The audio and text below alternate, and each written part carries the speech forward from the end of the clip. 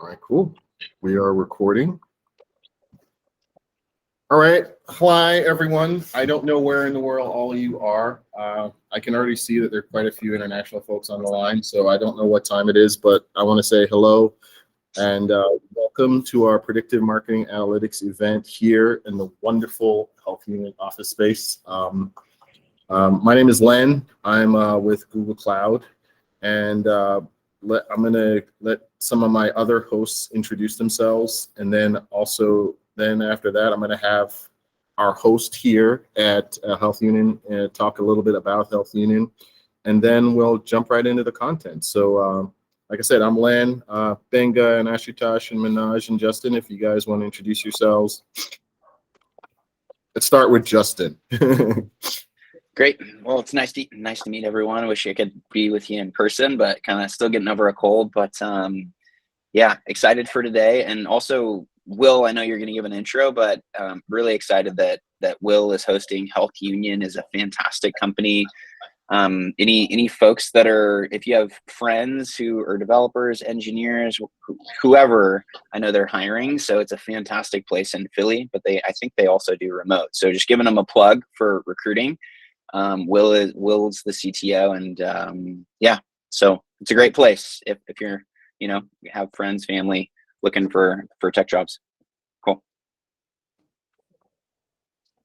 I'll pass to Benga. Hey, thanks, Justin. Benga here. I'm on the Google Cloud Analytics side of things. I've been at Google for almost 4 years. Started my journey in big data with Hadoop as a software engineer, and now I work on all kind of data problem. One of my sweet spot is marketing analytics, so super happy to talk about that today, and we're going to get into a lot of content, so we'll talk more about all of that stuff that we want to cover. Glad to be here, and please, if you're just joining us, let us know your name, the company you're with, or if you have your own company, and where you're based. Just drop that in the chat so we can know where folks are joining us from. Thank you. Thanks, Benga. Yeah, sure. Go ahead, Manoj. Yeah, so hi everyone. This is Manoj Vitonde here. I am from Sears. We are a Google Cloud partner. In my role, I lead the solutions for Sears in North America. And we have been good GCP partners for almost 12 plus years now, with a lot of solutions around data, database management, data analytics, so on and so forth, which Ashu will talk today about. He leads our solutions team for data practice in North America. I'm based out of Princeton, New Jersey. Thank you, and it's nice to be with all of you. Ashu? Yeah, hello everyone. I'm Ashutosh. I'm working as a solution architect in data and analytics practice in Sears. And looking forward to go through with all the content, what we have got for the marketing and predictive analytics, and how you can use BigQuery ML kind of technologies to sort out the problems which you have, or for your marketing analytics. So yeah, looking forward for a great session. Thank you.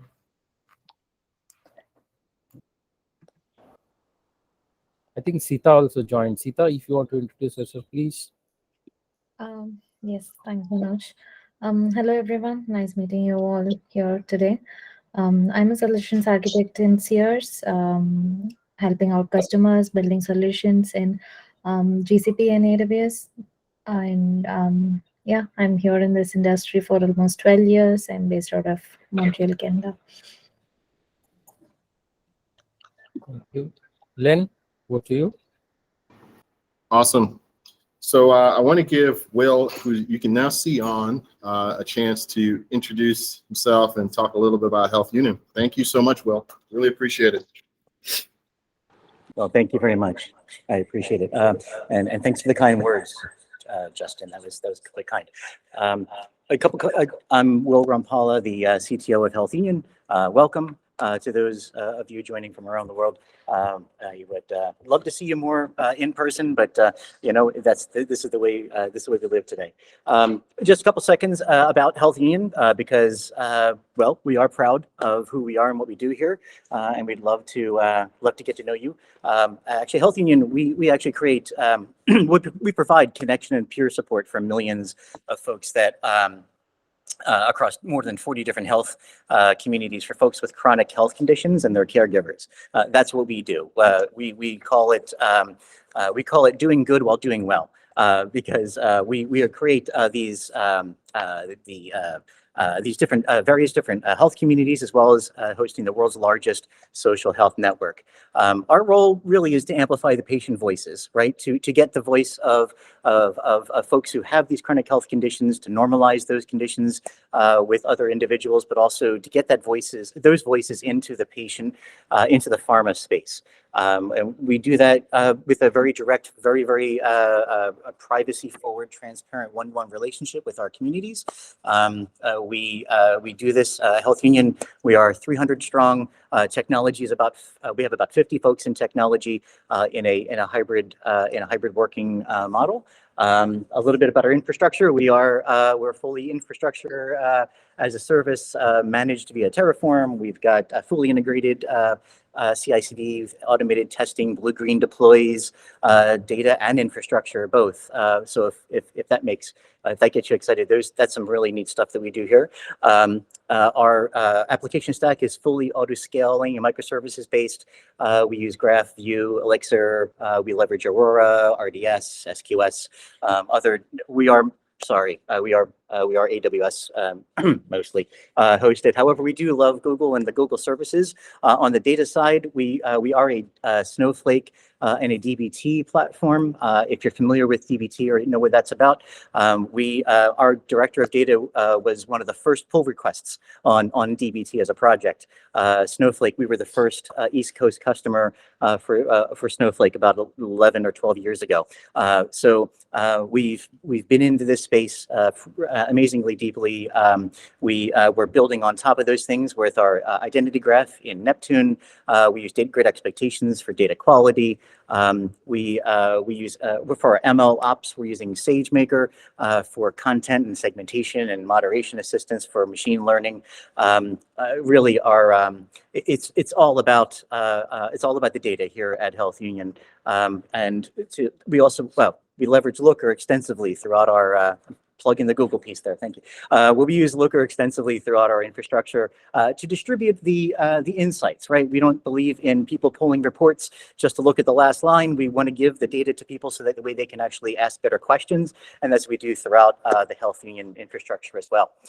We also support open source. We have 2 open source projects that we support currently. One that's out in the public, and the other one is just about ready to get released. One's called Snowshoe. It's a tool that allows people to pull data out of Snowflake. And the other one is an open source package that allows you to integrate directly with ActiveCampaign. We think you might find those interesting. We are always looking for great minds who want to help us do good while doing well. So if you're interested in, we would love to talk to folks who are interested in that sort of space. We had one open position in technology. We just pulled it back. We had a junior dev front end role that we just had posted recently. But we are, I will say, over the next 2 quarters, we're certainly looking to extend and add things to our team. So please, if you want to take a look at us, follow us on LinkedIn as Health Union. I'm Romwell on pretty much every social media if you want to connect with me directly. So nice to meet you all. Enjoy the day. Thank you so much for that, Will. Yeah, once you said Looker, we all smiled at the Google in the place. And like I said, we're multi-cloud, so we love to work with customers wherever they are. And thanks again so much for allowing us to host in this awesome space. So I want to give the folks at Sears and Manoj in particular an opportunity to talk to us about our other partners who are helping to support this event here today. If you're there, Manoj. Sure. Thanks a lot, Len. Thank you. Let me just pull out a slide. I don't want to bore everyone with many, but just one, if I may, Len.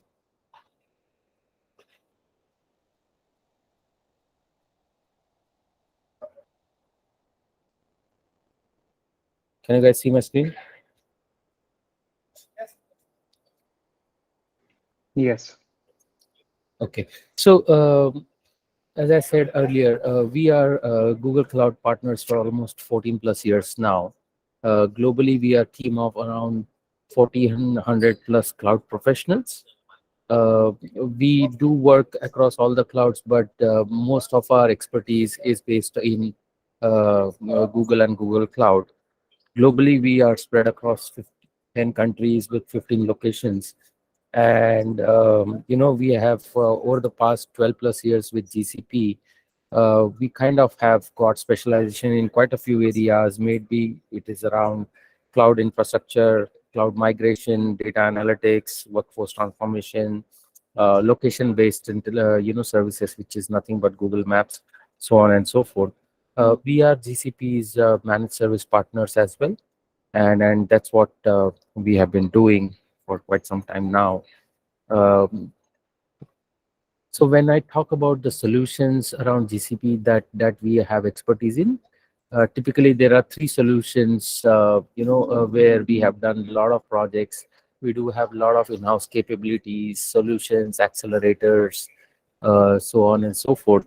First is around cloud and cloud modernization, which is nothing but, whenever you want to migrate your workloads from on-prem to cloud, or for that matter, modernize applications, monolith to microservices, APG, so on and so forth. So legacy modernization as well. So we GKE and Anthos deployments. So those are the kind of solutions that we deliver for our clients that would fall under the cloud modernization umbrella. Data and data analytics, which is essentially the topic for today. That's an area of expertise for us. Have delivered almost in the last 12 plus months 90 plus engagements in and around data and data analytics. These are mostly around enterprise data warehouse build outs, Looker that we were talking about. The other side of things around migration, as in migration from X to, let's say, Cloud SQL or Spanner for that matter. So that's an area for an expertise for us. We have also built some solution accelerators when it comes to migrating these databases onto GCP. While there are already out of the box products that are available to migrate, but where we have focused on is to build those solutions accelerators to do things prior to the actual migration and after the migration when it comes to testing whether the migration has happened properly or not. So that's an area of second area for us. And then the third area for expertise for us is any in and around AI ML. So Doc AI, Vision AI, CCAI for that matter. That's an area, a lot of experience in that space, where ingesting structured and unstructured data across, let's say, email, documents, telephony. How do you ingest all that data, regularize it, enrich it, enhance it, put it into database, and then how do you create AIML models to generate inferences from that, intelligence from that, and feed it back. So those are the three areas key where we excel in. And last but not the least, I would say, is more around location intelligence. So services around Google Maps, again, very vast experience in that area across industry fields. Yeah, and then we have delivered solutions, let's say, in financial services, in retail, telecom, transportation and logistics, so on and so forth. I mean, any application of Google Maps that you can think about, we have touched upon those areas. So that's a short about Sears, and really excited to be part of today's conversation. Any questions, or if not, then Len, over to you, please. Thank you so much for that. Let me get my slides back up on here. So thank you so much, Will and Manoj. Again, thank you, Will, for allowing us to host.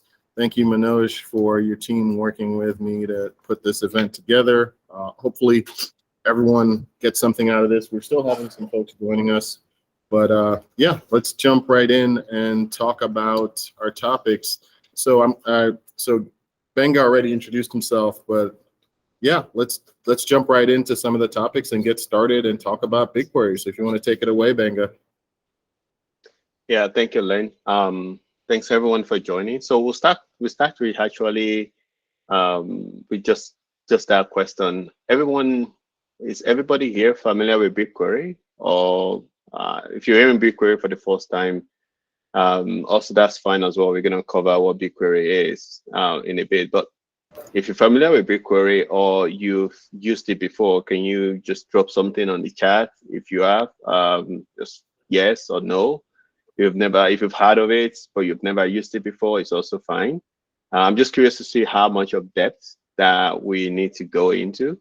And then we can spend some time to go over like other additional materials that you might be interested in. So since I've used BigQuery before, I'm gonna say yes. That's what I mean. And then I see some other folks. Thanks, Anna, Astush, and the rest. So BigQuery is actually just started out as a Google tool. If you go to the next slide, Len, is actually a tool that internally at Google started out as a tool called Dremel. Is Google's data warehouse. It's not something that we actually just invent for the cloud. It's something that is actually used a lot across Google. The internal term at Google is called Dremel.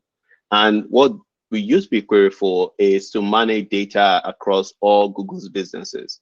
As you can imagine, Google has about 8 products that has over 1 billion users every day. So you can imagine that that's a lot of data. That's a lot of management to look at all of those data and to do analytics across those data require a lot of work. And the cloud version of Dremel is what we call BigQuery. And the idea is to bring all of that technology that Google has really perfected over the years and make it available for every one of us to do things that are very cool, from analysis to ML to BI engine, if you're doing like Looker dashboard, Tableau, and some of the other stuff. All of that is possible with BigQuery. And the greatest part of it is we've seen clients like Walmart who are now doing petabyte and exabyte scale query using BigQuery because there is just no tool out there that can perform at that level that BigQuery provide. And that's why really very proud about like what Google has been able to achieve in that space. And also very unique about BigQuery is the fact that if you're looking into machine learning or you're interested in machine learning, all of that come out of the box with BigQuery. If we go to the next slide, we'll talk about like what we've seen in terms of like the biggest query that we've seen. And that's about 250 petabytes of data have been stored by customers of BigQuery. Just give you an idea of petabytes. So we start from we start from bytes, then we go to kilobytes, then we go to gigabytes, then we go to terabytes, and then we start thinking about petabyte and exabyte. And then customers are running over 5 petabytes of query every day. We've seen customers, for example, if you're using platforms like Spotify to listen to music, actually most of that experiences is powered by BigQuery. There are many more like that as well, where BigQuery is the one powering all of that. And if we go to the next slide, the real advantage of why BigQuery is better than most of the other, actually pretty much all of data warehouses and platforms you see out there is this unique design, where in BigQuery, what we call storage and compute, which allow you to do the query, are separated from each other. So in the typical, if you typically use things like, I have a background with AWS myself, so you probably seen tools like Redshift and some of these other data tools, which also very cool. But the difference here is you are storing the data separately compared to the engine that you use to do your query, your analysis, your machine learning, and so on. and gives you a lot of flexibility in terms of what you can achieve with this platform. All right. Then we're going to talk about the ML capabilities of BigQuery. And if you have questions, we're going to take questions later on. And I want to make sure we cover all the slide before we get into the specifics as well. Let's go to the next slide. And we talk about BigQuery ML. So do we have anybody, is anyone on the call who is like a data scientist, or you've done some data science work? You might not have a data science title. Anyone doing something like logistic regression, K-means, DNN, neural nets? Well, I'm going to put my name here since I do that kind of stuff as well. So if you're looking at ML and you've done ML in the past, what tool do you typically use? So when I do ML, I typically use Python, and I sometimes use JavaScript. So I'll put those two there. Anybody else using Python? I know some people use R as well. I know that's very popular as well. And Java, I've seen data scientists using Java too. It's actually very common with my friends at Uber. They use a lot of Java for their machine learning there as well. Okay, cool. Anybody using Python other than me? Am I the only one that does Python with machine learning here? Cool, R and Python, cool, awesome. So for the first time today, if you don't know how to write Python, or you don't know how to write R, I'm actually going to talk about a way you can do machine learning using SQL statement, which I believe almost everybody here will be familiar with what that looks like. So if you go to the next slide, BigQuery ML gives you the ability to actually, for the first time, do machine learning now without knowing Python, without knowing R, without knowing Java. All you have to do is to know how to write a SQL statement. And we'll go to an example of that. So when I started working in I started doing machine learning during my graduate school days. I worked on clustering algorithm for security purposes, and I actually used two languages. I don't know if anybody remember Scala. It used to be very popular. It's kind of a Java-based kind of language. And I used Python. It was very popular to use Python. I find Python much easier, so I started developing more in Python. But today, I'm doing with BigQuery ML, you now have the ability to apply machine learning model without having to learn Python, without having to learn R, without having to learn Java or Scala or any of those languages as well. And the cool part of that is it democratized that knowledge for everyone to be able to be a part of it. And if you go to the next slide, I will talk a little bit about the key challenges people always face as a company, and you might even be facing this as well in your organization. They're just not enough data scientists. Data scientists seems to be like a unicorn when you're supposed to be like, you have to be a software engineer, then you have to know how statistics work, then you have to know how Python, R, and all of these languages, and know how to use a notebook. And it takes a lot of time to analyze data and train your models and do all of that stuff by yourself. In fact, I used to have a slide, and I still present this slide more very, very frequently, that talks about all the hidden processes, what we call ML ops, that is required before you can go from creating from getting your data, training your model, and being able to serve that model. And this makes machine learning very complex. What BigQuery allows you to do is, in the next slide, with just the simple line of SQL, you could do most kind of machine learning models can be created and served directly on your data. So you can think about it that one of the tools I worked on at Amazon was called the Amazon SageMaker. So if you think about Amazon SageMaker and you combine that with Redshift inside a single tool, so that I can now write a SQL statement on top of my Amazon Redshift and use that to bring out all my models, serve my results, and do all of that kind of stuff. That's what BigQuery ML gives you in terms of you have the data, all petabytes, exabytes, terabytes, kilobytes of data or gigabytes of data, and you are able to at the same time apply machine learning, create models out of that data.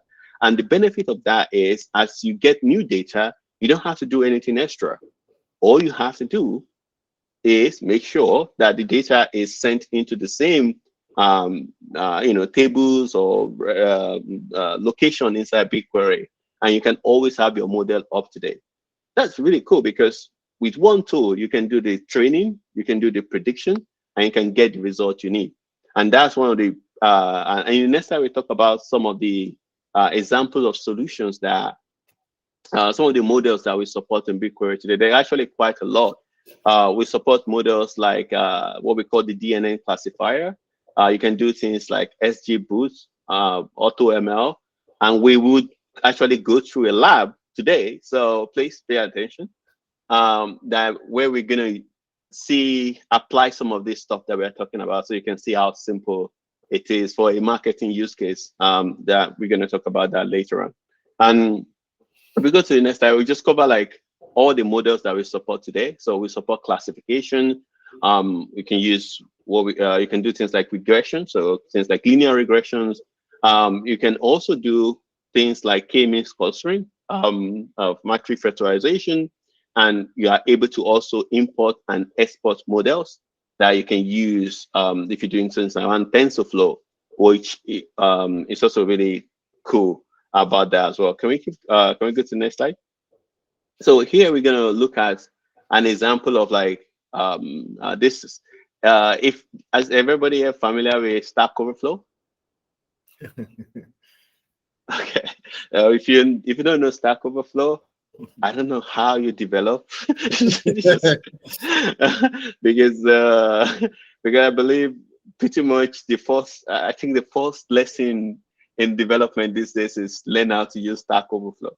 So Stack Overflow is a place where you could look at the most popular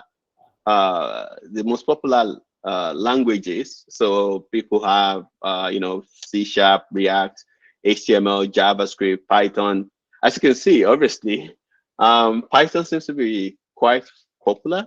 And this is an example of how you can basically just take a simple amount, take data, put them inside BigQuery. This is actually a BigQuery analysis using what we call time series forecasting. And with a simple line of code, analyze the kind of results. You can build a model, do your what we call hyperparameter tuning, and be able to get like the results you need. And for me, I feel like that makes BigQuery really cool. Then you might be saying, well, what if I have, kind of relational kind of data, or what we call structured kind of data? If we go to the next slide, we also have something called AutoML tables. And the beauty about this is you can also do analysis that are more statistical in nature. So you think about things like you want to calculate your customer lifetime value. You want to predict what we call lifetime value of a customer. You want to do things like price optimization, stock out predictions, demand forecasting. These are very real problems that people face in their business. The cool part of this is you don't need to develop models anymore. All you need now is BQML, and you can make your data available. ML tables is also, you can access that feature through BigQuery and be able to analyze your data and go from there. To show you how simple it is, in the next slide, we're going to look at, and this is like a precursor to some of the stuff you're going to be doing later on we have a whole lab session that we're going to get into. So this is an example of how to create, train, and make and do prediction using your model. So typically in machine learning, right, you train your model. Then after you train your model, you use that model for your prediction. So here you are able to create that model or start the training process for that model by just writing this SQL statement. Very similar to like, if you've ever created a table in SQL before, you do things like create and you specify the name. So in this case, we're saying create model and you specify the name of that model. In this case, I'm using what we call AutoML classifier. And I want to specify enable. So here I'm trying to see who are the people that are going to buy later when they come to my website. So if you've gone to most of the websites today, you have this thing that show up that you know, buy now, pay later. It's very popular means of payment now, and you can actually predict, for example, who are the people who are likely going to buy later by using you know, data that you've collected in the past about your transactions that happen. That's a very simple example of how BigQuery could be used. In the next slide, we're going to go out to like companies that are using BigQuery ML today. So there's just so many, really, especially in the very extremely popular in the retail. If you think about Home Depot, I actually spoke to the leader of that team yesterday, and they're doing very interesting stuff around customer segmentation for marketing analytics. Really, really cool stuff in terms of predicting the demand that's going to happen on specific stores across across the 50 states in the United States. If you also look at logistic providers like UPS, FedEx, they're very popular in the US, and they're using also BigQuery to predict how the mean time between failure for their vehicles using BigQuery. There are also financial sector like HSBC that is using that to detect credit card fraud. And there are also media players as well that are using that to determine duties like marketing analytics to predict a player lifetime value.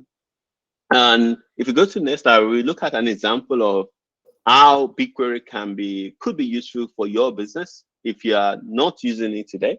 So for example, here's an example of audience segmentation and recommendation.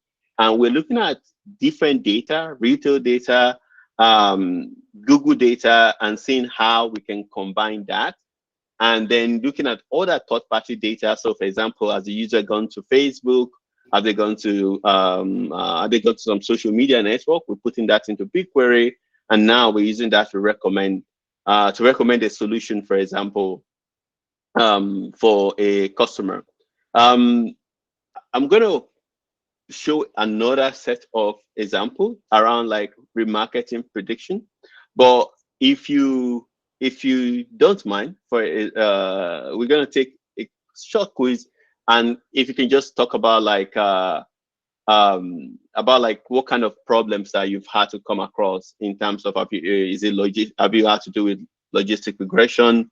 Have you had to do with purchase predictions? What kind of ML problem or challenges have you had to solve or come across, so we can look at some of those examples and maybe even discuss some of that as well. If we go to the next slide, so we're going to look at, in this case, we want to look at what we call boosted tree classifier. And then we will be looking at like, you know, how to use something like k-means clustering. So we have customers now. How do we create groups of customers or segment customers and use that to send them like an email of offers or coupons for them to convert on our website? And we will have recommended models that then use that to do what we call personalized recommendation.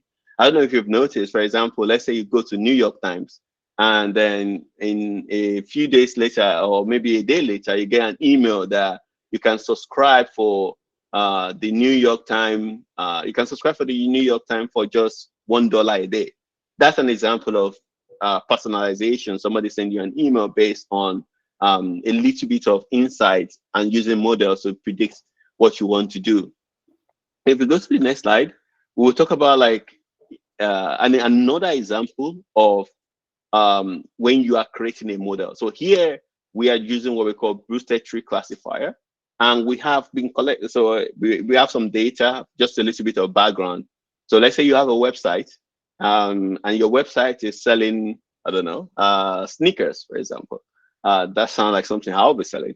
And if you have customers who have been going to your website, or some of them have bought from the website, some of them have not bought from the website, some of them have added to cart and they've abandoned the cart, or you've run some social media advertising. So let's say you run some Facebook ad or Twitter ad, or TikTok ad or Google ad, and you are now interested to know what kind of customers are going to buy, so that when they come to my website, or if I have their email, I can send them a coupon, or I can send them a discount, and so on.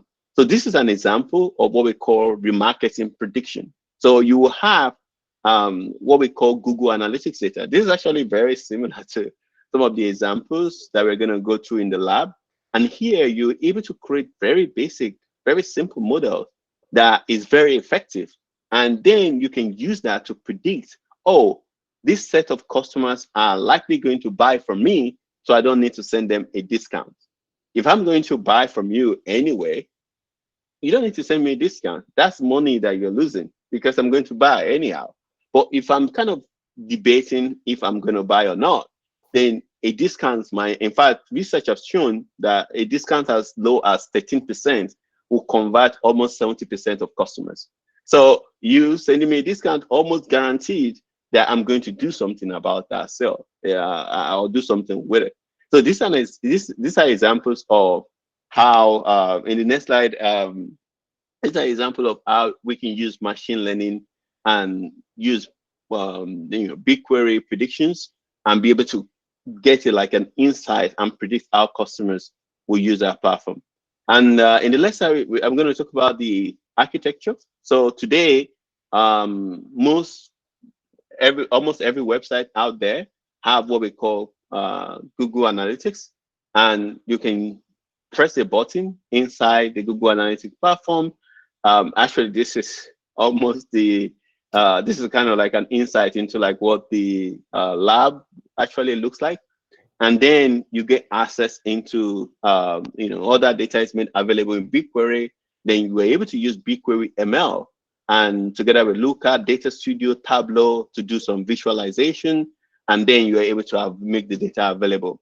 The second part is if you want to do some activation. So let's say you want to send an email, you want to send a coupon, or you want to show ad to this specific kind of customers. This is something very popular in retail where they want to make sure that the customer that they're showing the ad to are the right kind of customers who are likely going to convert. And if you go to the next slide, you will see an example of how this really look like in terms of a dashboard that you can create on something like Looker, and how you can combine all of that insight into like meaningful action from there. In the next slide as well, we have just like a workflow of what this looks like. So basically, every ML journey starts from exploring the data. You create a table for model creation. Then after you've created the table, you are able to create your model and you're able to operationalize what we call the ML workflow. And you're able to do like a join from the data that comes from the model into your CRM data. One of the questions I always had when I started working in this space is, how do I activate this? How is this going to be useful? This is an example of a full workflow of how you go from model, prediction, and activation from a marketing point of view. And then the next slide, we're going to talk about a little bit about the boring stuff, which is infrastructure, security, and compliance. These are necessary, especially depending on the industry you operate in, where you might have to do, if you're using most of the other tools, you are responsible for maintaining infrastructure. So just to give you an example, if you are running something like Snowflake, you might want to figure out how many clusters you need, how many nodes you need, and so on and so forth. The beauty about BigQuery is serverless, which means that you never have to worry about that. And you can really focus on the problem that you're trying to solve. And also, we have data access policies, so you can determine who access what. And you can also use all the models that you want to create. You can create them directly on the Google AI platform. So I might be saying things like Google AI platform, BigQuery, they're all within the BigQuery ML is all within part of that ecosystem. Regression, k-means, time series, metric factorization, these are all stuff that you can train directly in BigQuery. And most importantly, you can do things like predictions for all your model in BigQuery as well. And BigQuery Expert enables what we call online prediction. So online predictions means that as the data is changing, I want to be able to predict what are the things that you should pay attention to. In the next slide, I'm going to talk about you know, Google's general view of machine learning. You know, different platform has how they do machine learning, but this is how we recommend to do machine learning. So first of all, training and retraining is possible for everyone. So you can, for the first time today, if you don't, only a few people raised up their hand that they do machine learning before. But hopefully after this class, you can add that to your resume now that you do machine learning, because you are able to do that with a SQL statement. And what we recommend is allow in data analysts or what we call data scientists, that could be any one of us, to write SQL statement directly on BigQuery. And you can do things like batch predictions directly on BigQuery, visualize that result on Looker, Tableau, Data Studio, and we can activate. Activation just means that, oh, now you have the insight. What are you going to do with all of that insight? It could be something as simple as, you know, changing your app or showing like a pop-up when those kind of customers come on your website. It could be something as complex as putting that insight into your ad. If you're running something like Google ad or Facebook ad and so on. It could be something as simple as sending an email with an offer to those specific kind of customers. And in the next slide, we're going to talk about pricing in general. So BigQuery has two types of pricing. We have what we call flat rate. And flat rates means that you kind of have an idea of how much you're going to be using this platform and you want to book that ahead. But most of the time, it's okay to start. In fact, most people, including myself, we do what we call on-demand pricing, which basically your bill rather than your bill monthly based on your usage. And typically for terabytes of data, it just costs you about $250. This is like incredibly cheap compared to like if you've ever done things like HG Boost and run some of those. I actually have a blog out there about like doing machine learning on Kubernetes on AWS. I'm working on the Google version right now of how you can do the same thing. And these are very expensive, but what the advantage of BigQuery also is the pricing really works very well for some of the stuff you have in mind.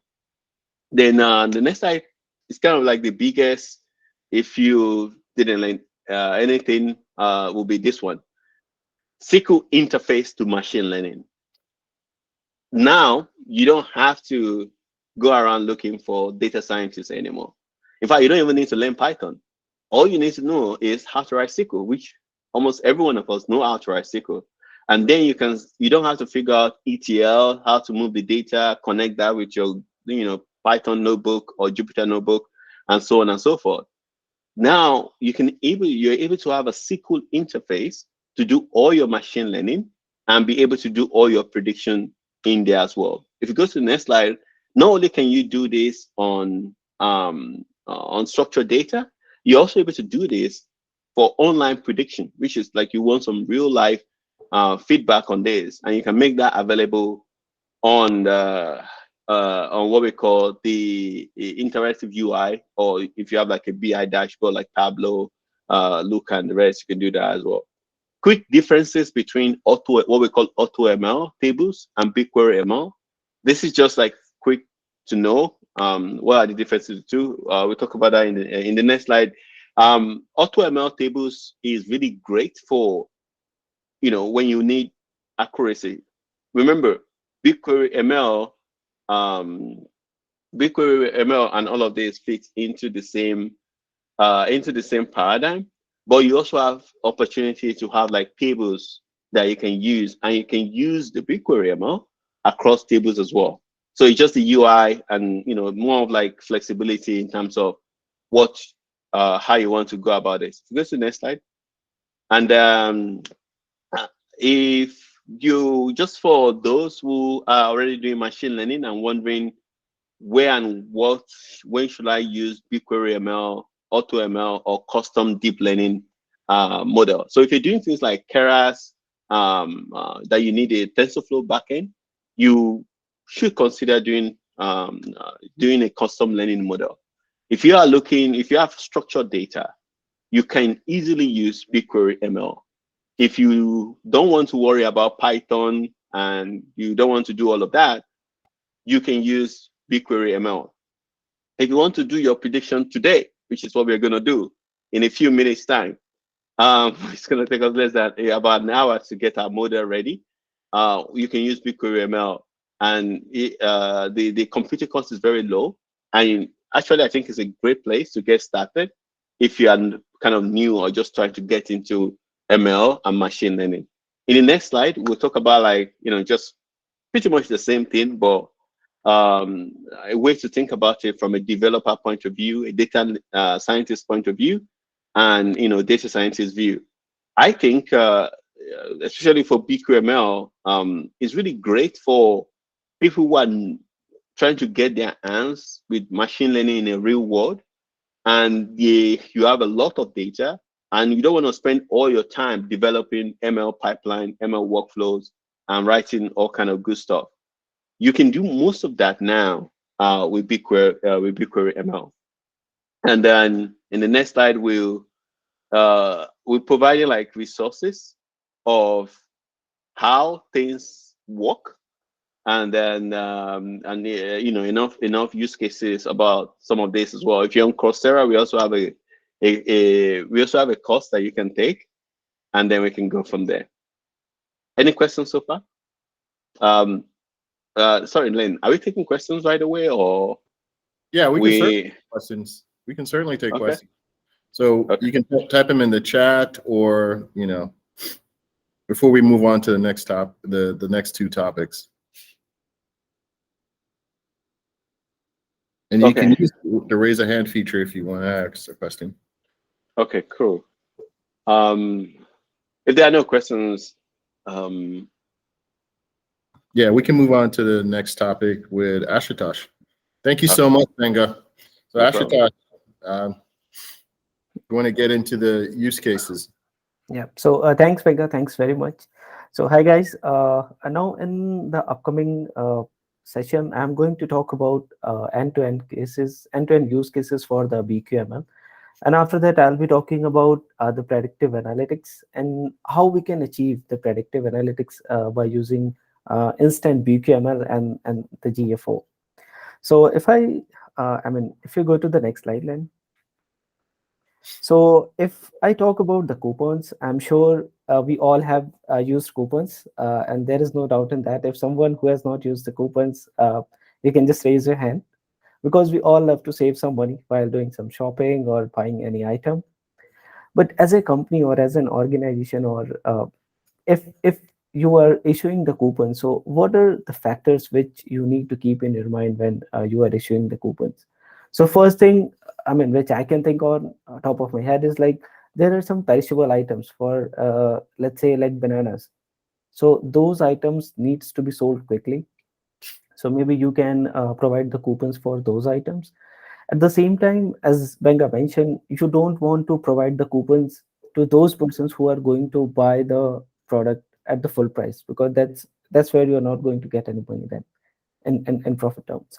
So all of these things, so these are the some factors which I talk, but based on that, you can think of a lot of many factors. And that is something which we can achieve by creating the models. So then if you go to the next slide. So in this slide, we are showing a model. So we are using a logistic regression model, which is an example of supervised learning. And it is as simple as writing a SQL statement like we have normally seen. If you are going to create a table, we write like create or replace table command. Similarly, when you are going to create a model, you just write simple syntax like create or replace model. And in this model, we are taking the customer ID, zip code, time of the day as a feature. And this model is used to calculate or predict the probability of binary, like is the person is going to buy the banana or not. And based on that, you can think about whether I'm going to issue a coupon or not. So in order to identify the matrices of any models, like whenever we create a model, we want to see what the accuracy of this model is, what is area under curve. So we can get that by just using some statements. So Len, if you can go to the next slide.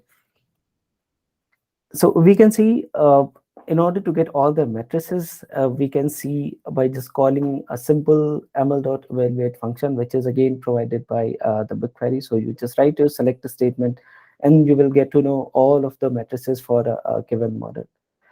So in the next slide, we'll see if we have to query, or if we have to decide to whom we are going to send the coupons. So we can see that by again writing a simple select statement.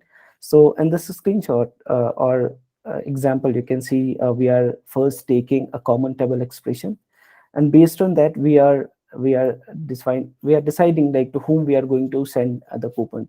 So where my model is predicting the score of less than 0.6, like 60% less chances, so the chances where the person is not going to banana, I'm going to send them some coupons so that they can buy for it. So this is what we learned about the BQML, and in the next slide we'll learn more about the predictive analytics. So if I talk a little bit about predictive analytics, as Venga mentioned also, like predictive analytics helps us to understand your data from various sources, and you can perform some analytics on top of that. So let's consider some scenarios where you have your data on the various sources like the Google Analytics or its Meta Analytics or AdWords or some other CRM systems where your data is stored. And in order to improve your marketing outcomes and achieve the cost savings by predicting the future trends, by just looking at what customer was doing and by just looking at their past actions, all you can do that by using the predictive analytics. And performing these predictions can help you market to your high value customers. So you can easily identify like these are your lifetime value customers, and then you can maybe run an effective remarketing campaign. You can provide some coupons, you can provide certain discounts, and you can save some money on advertisements. So if we go to the next slide, we'll see like why as an organization or as a customer, you must invest in the advanced predictive analytics. So first thing is, as we all understand, we know that all customers are not the same. And by using the predictive analytics, we can identify the customers and you can run your market campaign for selected user base only. By using the predictive analytics, we can achieve the customer segmentation because we are storing the data, whether it could be from your Google Analytics or Meta Analytics. So by looking at the past actions, you can analyze the predicted outcomes for those customers. Also, you can tune your custom models and map it to the marketing business objectives what you have, and you can create inferences and insights out of it. And lastly, you can use your collected data to improve the efficiency, and you can also use the data to improve the customer experience, and you can generate some incremental revenue as well. So how we can achieve all this? And as I said, this is something which we can achieve by using a combination of instant BQML, which is very similar to the BigQuery ML and the GA4. So if we will go to the next slide, we'll see what instant BQML is.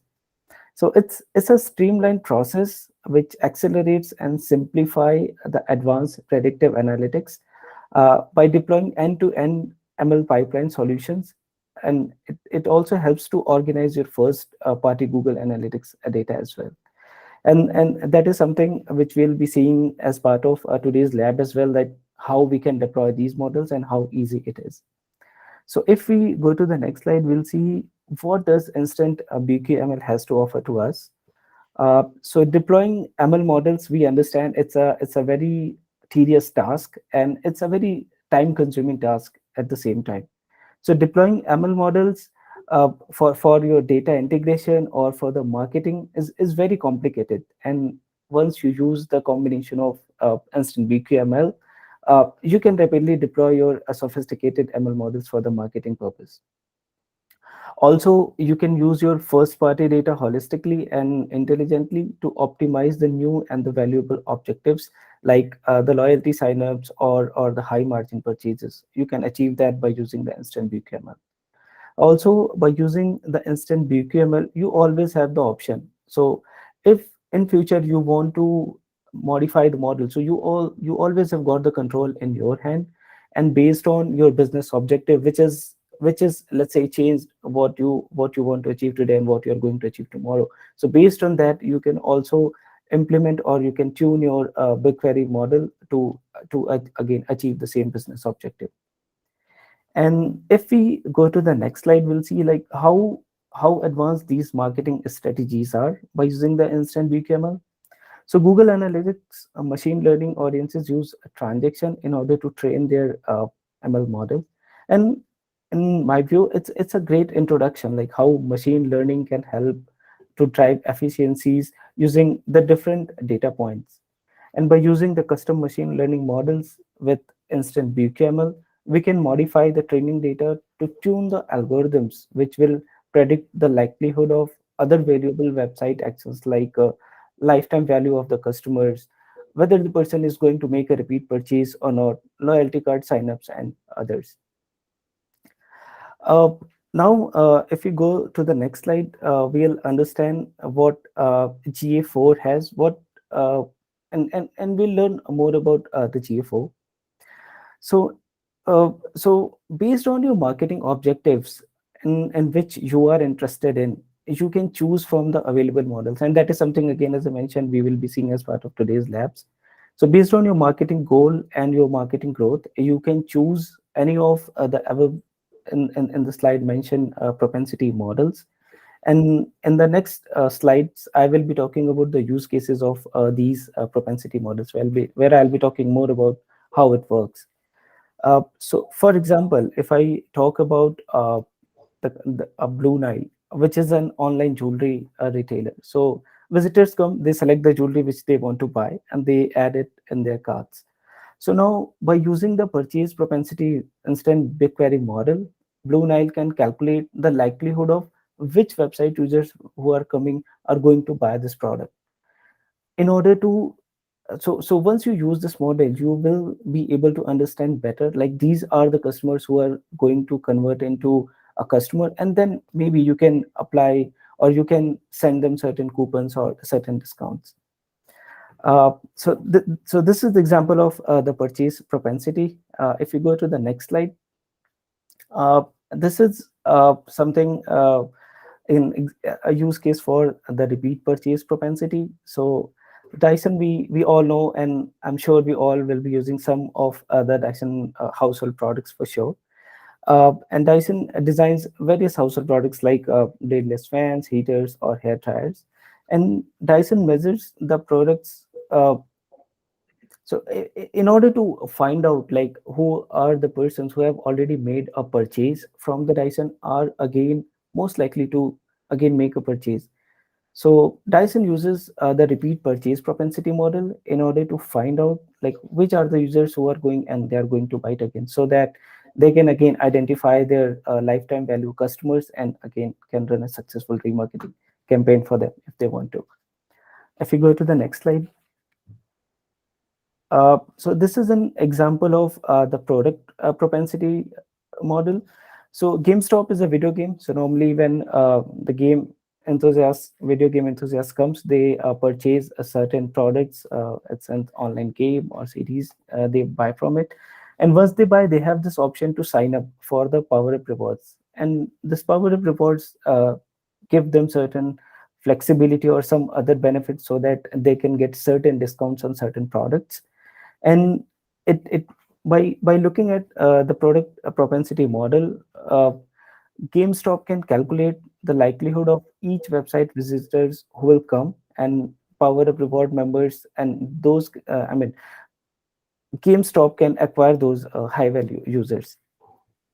If we go to the next slide, then please.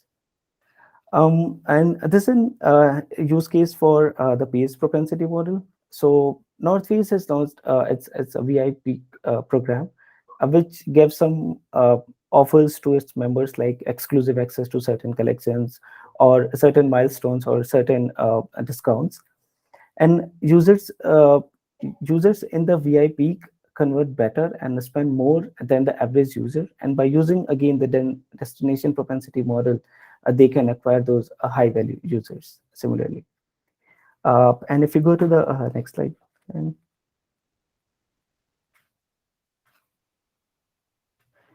And this is, I hope, is a great example for the event propensity. So whenever you buy a product, you get this option of buy it again while you are making the checkout.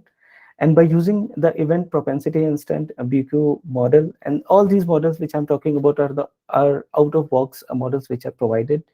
And by using the instant BQML for event propensity, iHub can identify again their high value customers, and again they can run their successful remarket campaign if they want to, or they want to provide certain coupons to those customers. They can do that as well. And in the next slide, we'll see what if we want to combine the data which is not available as part of your GA4. For example, this is the use case for the Office Depot. So they want to combine their CRM data with the Google Analytics, because based on the certain dimensions, they want to identify they want to identify their lifetime value customers. So you can also do that as part of the custom dimension propensity example. And in the next slide, I'll talk about how the instant BQML work.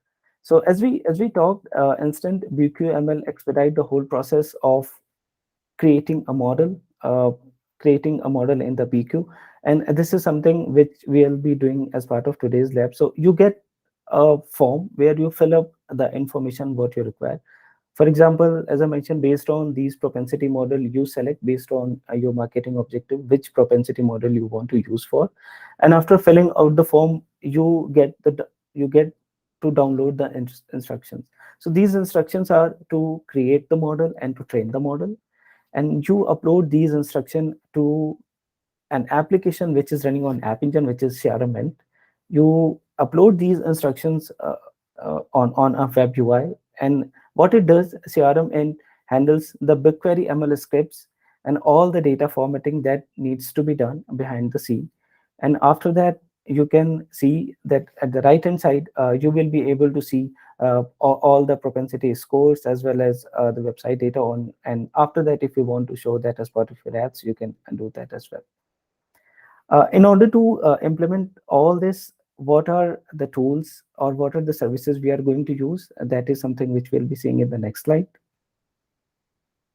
So if you go to the next slide, so here we are going to use the two components. One is the Google Cloud and the GA4. So we will be using the BigQuery, where we will be exporting the data from the GA4, and CRM int application that will be running on the App Engine. And in order to achieve all this, you would have the project owner access. So this is something like whenever we talk about the Google Cloud project, so there are certain accesses in order to run certain things or in order to access certain services. So so for this, you would have the project owner access. And if I talk about from the GA4 perspective, you would have the administrator access in order to export the data from the GA4 to the BQ. And that is something which we'll be performing in today's lab. So I'm sure these all accesses would have been granted to your accounts. And that's pretty much it. If you guys have any questions, I'm happy to answer. And Len, if you can walk over like what we are going to do as part of today's lab, that would be great. Yeah. So thank you so much for that, Ashutosh. The one thing I wanted to mention, so folks, we're doing some labs here today, and we have some content that you can cover today. But we are definitely able to also come out and do a custom workshop for your organization as well, if you want to dive deep on a particular topic. The team that actually helps us, works with us with this Instant BQML, they're eager to work with individual customers. So this is a one-to-many event today, but we're eager to also work with individual customers on trying to roll out this functionality. And so, yeah, so let's jump right in. So before we get into the lab portion of it and talk about how we're going to get into the labs and everything like that, do you guys have any questions? There's some folks in the room or any folks online. Just use the raise your hand feature if you have it, or just chat directly in the chat. We actually got a bunch of people who know analytics and AI/ML much better than me on the line. So if you have any immediate questions before we jump right into the labs, let's put them out right now so that we can answer them.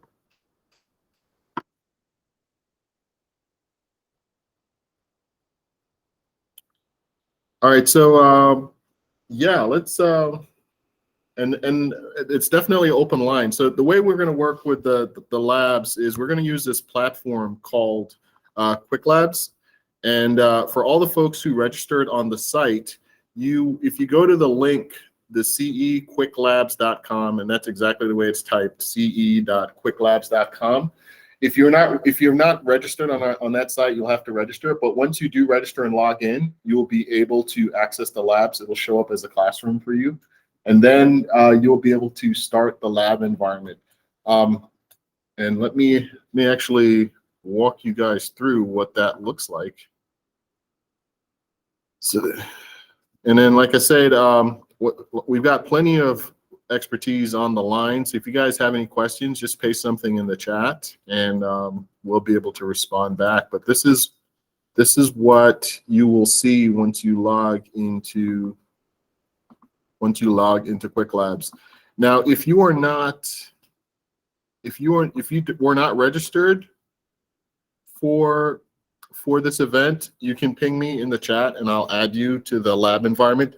And like I mentioned before, I'm going to leave the lab environment up until Monday so that you guys will have some time to go over the weekend if you're not able to accomplish the labs today.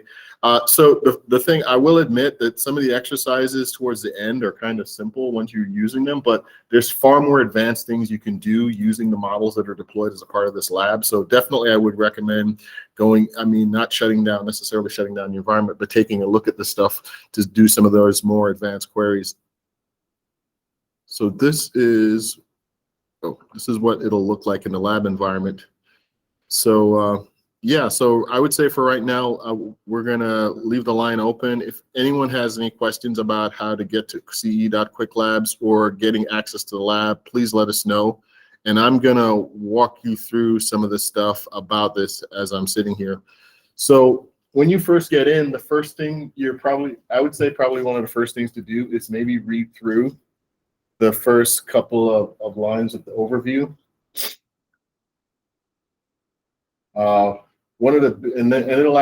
There's pretty detailed instructions in here.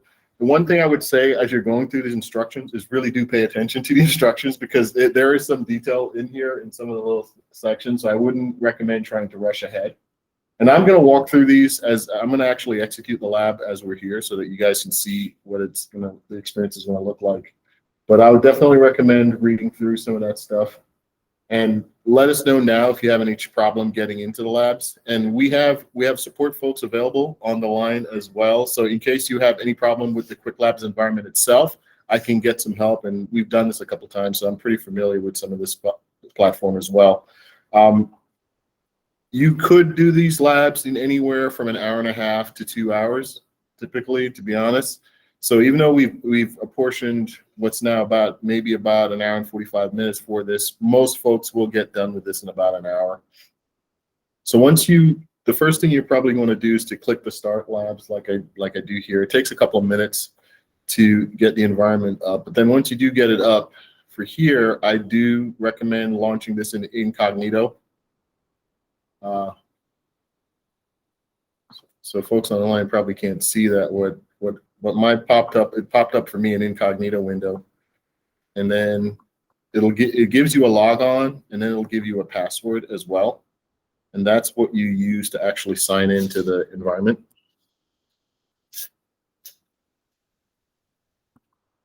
And then you'll get pop up, and I'm looking in the chat.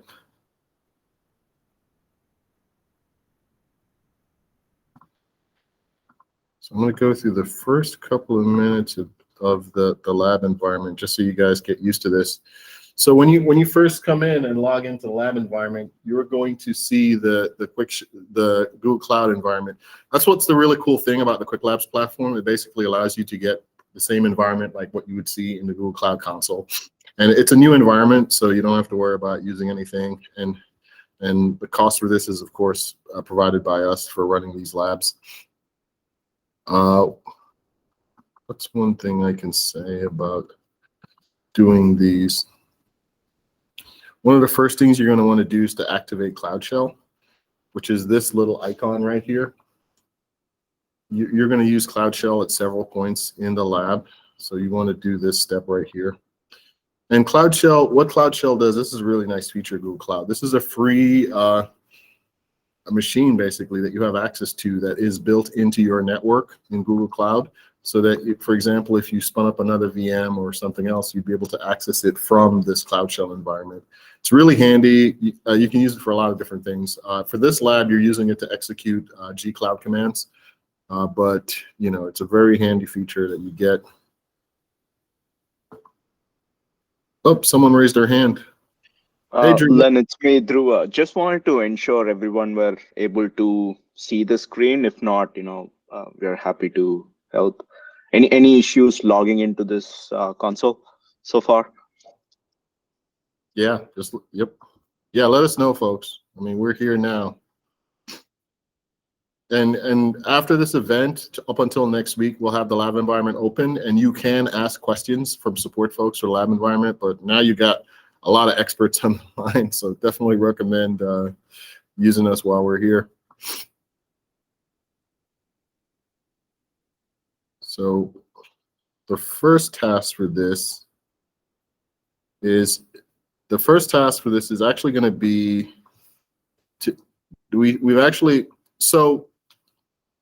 Instant BQML basically leverages your Google Analytics data, right? This is the example. You can use Instant BQML for a lot of different sources of data, but the examples that we give here are for using Google Analytics. And if you were doing this for yourself, you'd be using your own Google Analytics data. So you wouldn't be the first portion of this where you're using the Instant BQML4 environment wouldn't be. And what I'm talking about is this section right here, where this task. So what this is doing is just giving you access to a demo Google Analytics environment. So if you were using your own Google Analytics data, you wouldn't be using this. And then the first thing you then do is go to this site where you get access to the Instant BQML data, like that Google Analytics environment. And here, each one, and let me show you this instant. So once you copy and paste this Instant BQML demo environment, each one of these more details gives you a lot of information and some steps to execute. Remember how I was saying that you want to enable Cloud Shell, because the first set of commands. So the way this is organized, each one of these steps, you'll see like a checkbox, and then right below it, you'll see more details. The more details will actually tell you the commands that you need to execute. Like that first one here talks about Cloud Shell. So that's if you're in the command, you've already done that once you got into this far. And then you want to copy and paste these commands into your Cloud Shell window, just like I'm doing here. And then I'll go into my Cloud Shell environment and just literally copy and paste.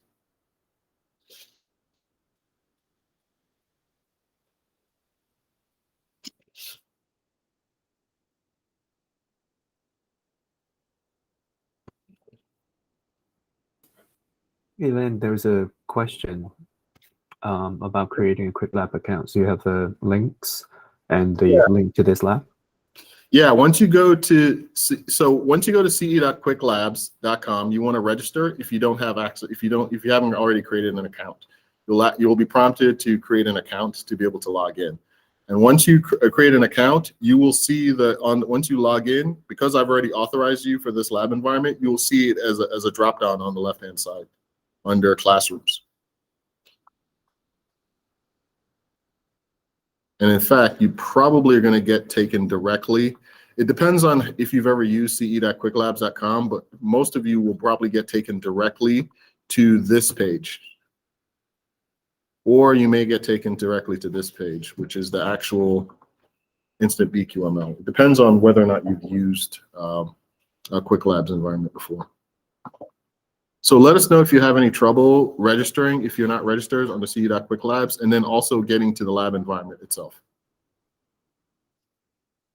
What's the Wi-Fi? Oh, so the Wi-Fi is Health Union, and it's just Health Union. And then this is the Wi-Fi password.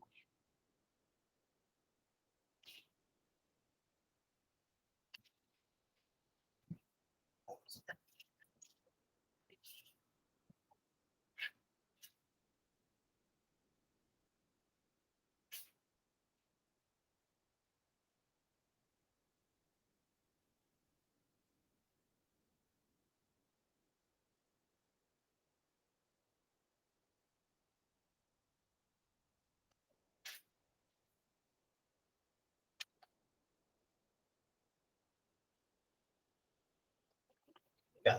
Okay, awesome.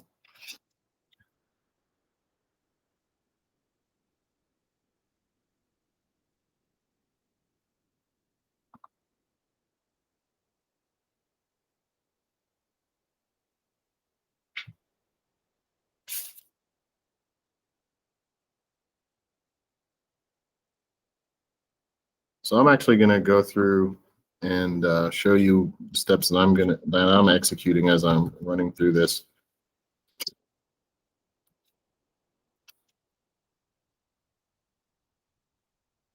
Let's deploy 10.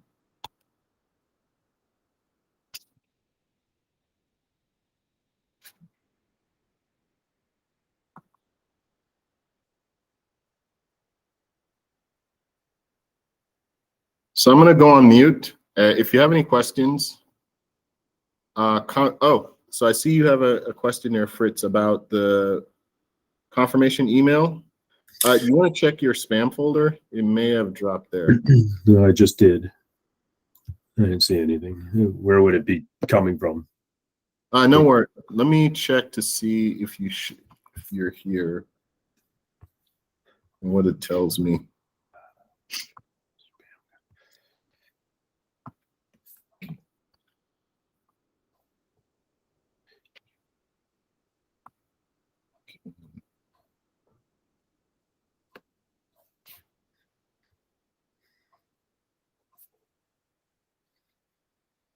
Can you paste your email address, Fritz? Yep. Paste it, you say? Yeah, in the chat window.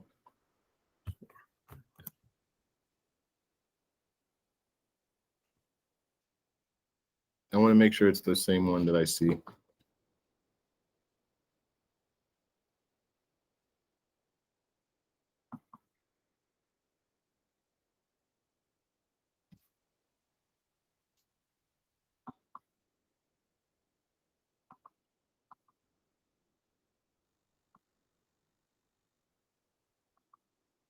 Okay.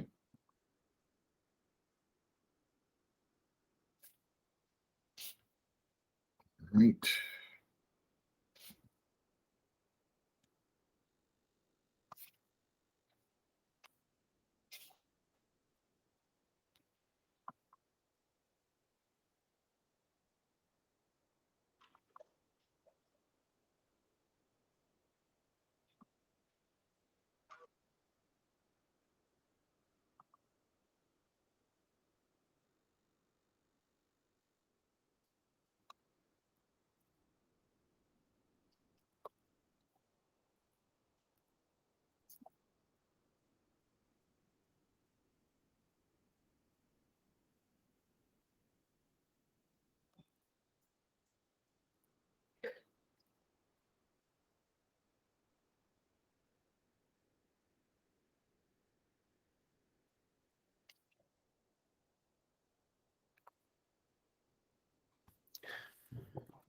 Me to paste the registration page.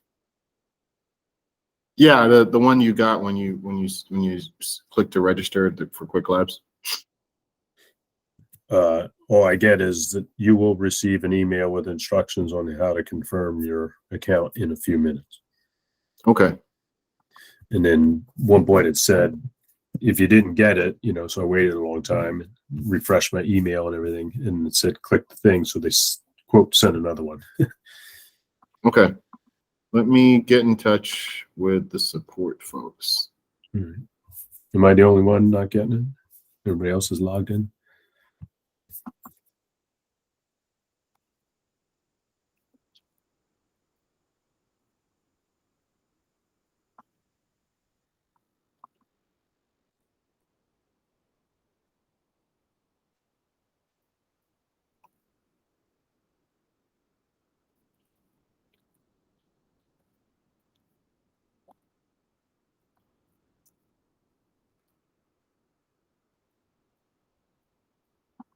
So Fritz, I'm getting in touch with the Quick Lab support folks now.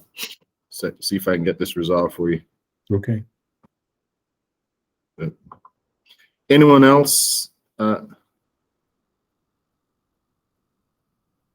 Anyone else having trouble accessing Quick Labs?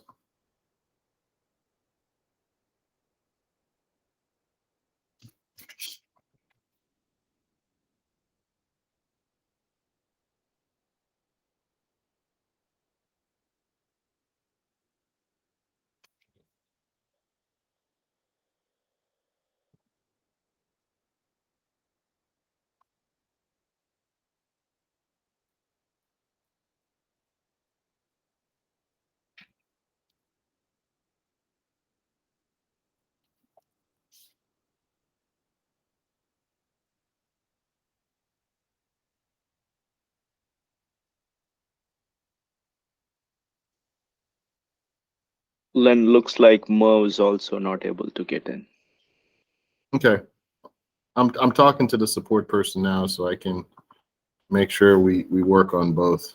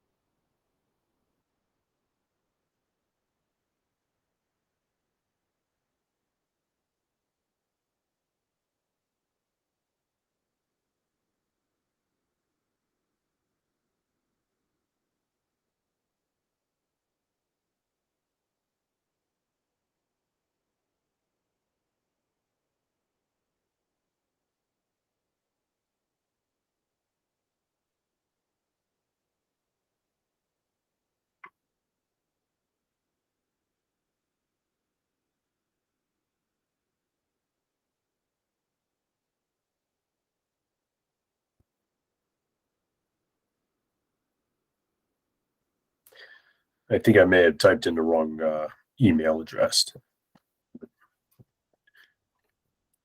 When I went back to the form, it looked like it remembered the wrong, it remembered my old text and it was the wrong email address. So I just redid it again. Okay. So it'll probably come through this time.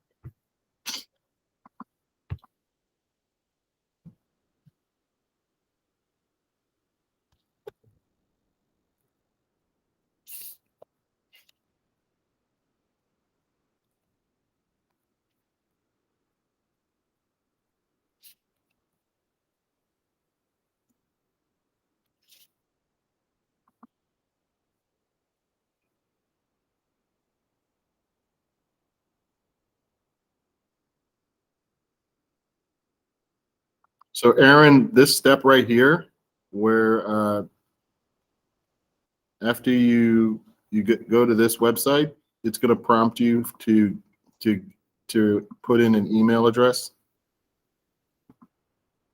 and then you have to do that, and then it'll give you access to the demo Google Analytics environment.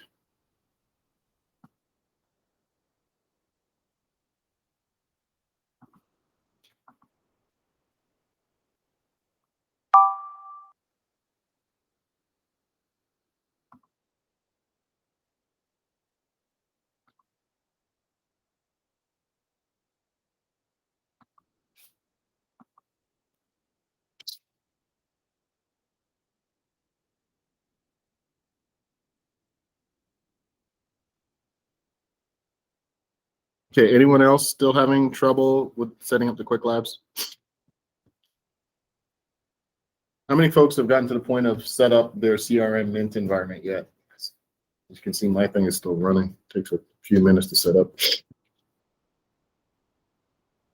Is that just this process running in the Yeah, it's setting up a CRM Mint environment. So we're using CRM Mint as your CRM, but obviously people have whatever their CRM is. The reason why you need that is because that's how you interact with some of the model data that you get back from BQML. So the idea is that whatever CRM you're using, you can interact with that and pull data back and forth from BQML. And then the CRM Mint is also what triggers the creation of the models in BQ as well. So one of the things that you see all that Python script I downloaded, it's what allows you to set up the models in BigQuery. What's that stand for, CRM? Customer Relational Management. It's just a very popular, I don't know. Hey, Eden, how popular is CRM Mint? I don't know how popular it is. We use it for this demo. Well, I was trying to tell you, it's not a CRM. CRM Mint is just an ETL framework. It's an ETL framework to get data from CRM systems into different sources, like targets. So ultimately, it's not very popular, but it's very easy to use. So we use that because that's not the main value of the workshop, and the value proposition here is getting value out of the data from third party and first party and use BQML, right? So the focus is on how fast we can get this data to the model. What does ETL stand for? Extract, transform, and load. It's just the process of moving data from one place to another and doing some transformation to the data.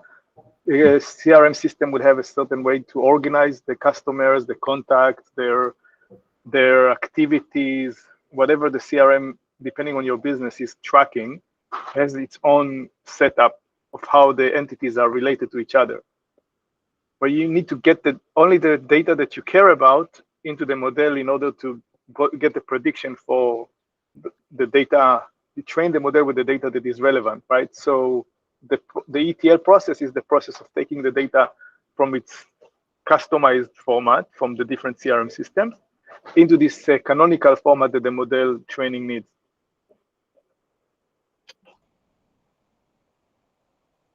Thank you so much for that, Eden.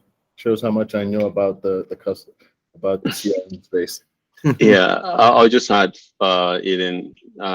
Also, something to remember is that the CRM Mint is not an official Google product, but BigQuery is. So it's just like Eden said, to demonstrate how to move the data. you can move the data directly into BigQuery through other means. So we have data transfer services directly on BigQuery as well. And so if you have something like HubSpot or Salesforce, you can connect and integrate those and move the data in there as well.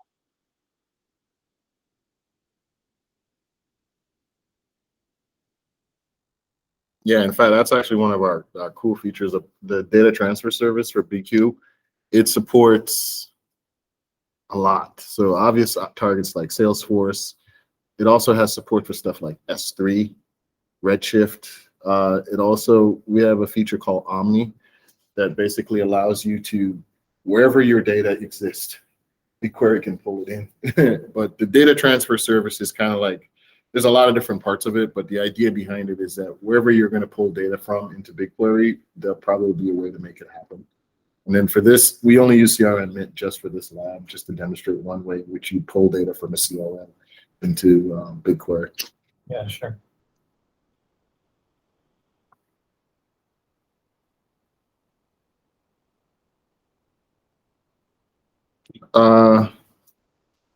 Yeah, Aaron, the email address to use to register for Instant BQML, the environment requires an actual email address. Student ID is not a real email address. It's just what we use for setting up the Quick Labs environment.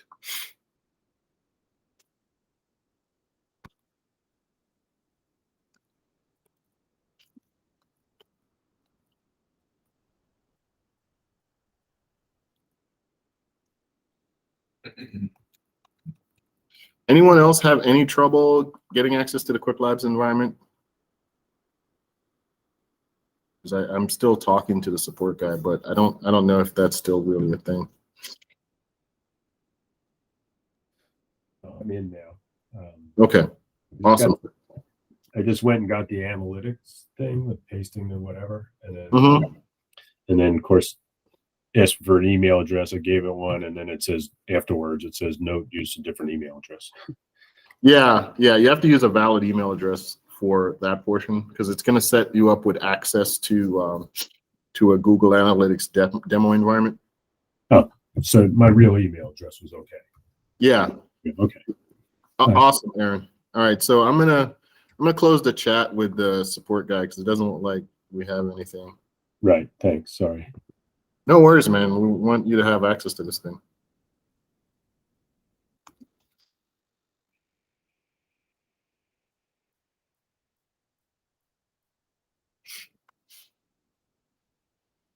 So don't worry, folks. The CRM Mint setup is probably the longest part of this lab. I mean, not even training the models takes this long. It's kind of funny.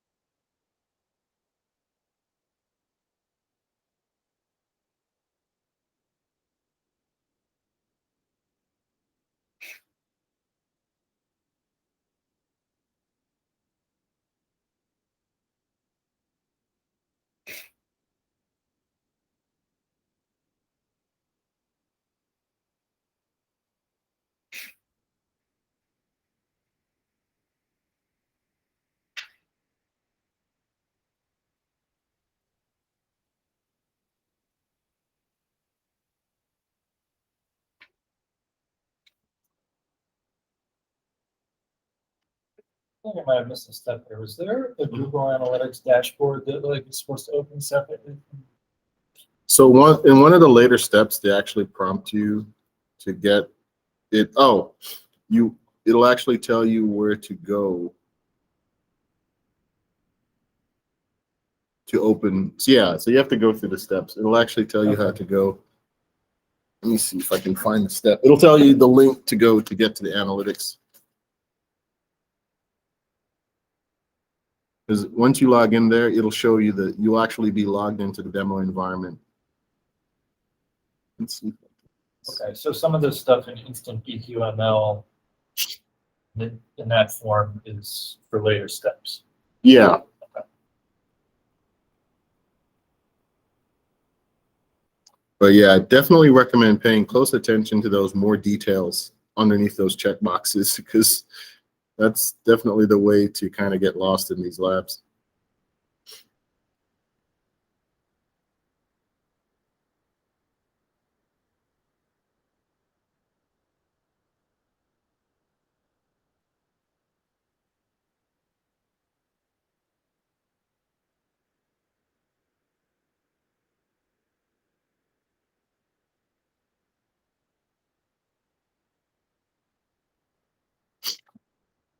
So at the end of that CRM Mint thing, it's going to give you a link to the CRM link environment for you. It's going to be, so it's going to look something like this. And that's when it's going to be the output of that first step. And then the next step will be, it prompted you to download a Python file while you were running. So what happened to all the simple SQL commands to create a model and get some results? To 25 console commands. Oh yeah, you have to. The Instant BQML sets up the models for you.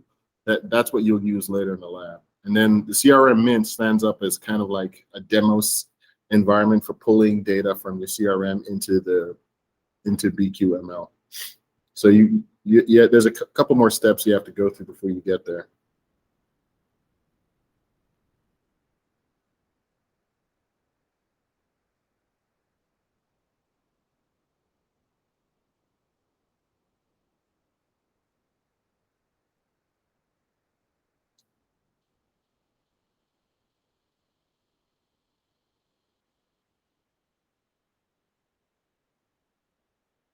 So the other thing too is to move forward, you're going to want to fill out this Instant BQML form. So that Instant BQML app spot page, once you've done that first step, the next step is actually to fill out the form. There's actually, and you copy data over from your Google Cloud account info for this lab.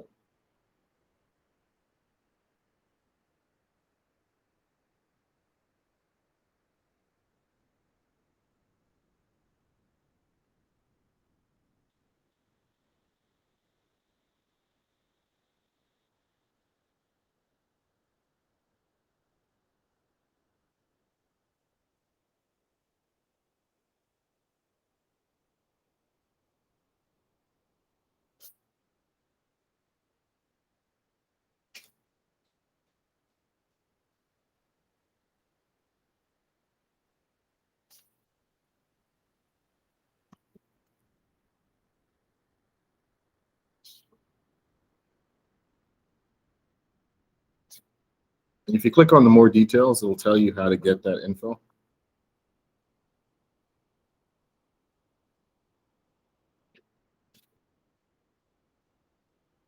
It's the part I'm not clear on. It's telling me that that info is in Google Analytics, and I'm not in Google Analytics yet.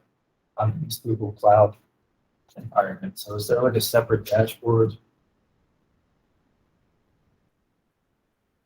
Yeah, there's a, if you go back to this step,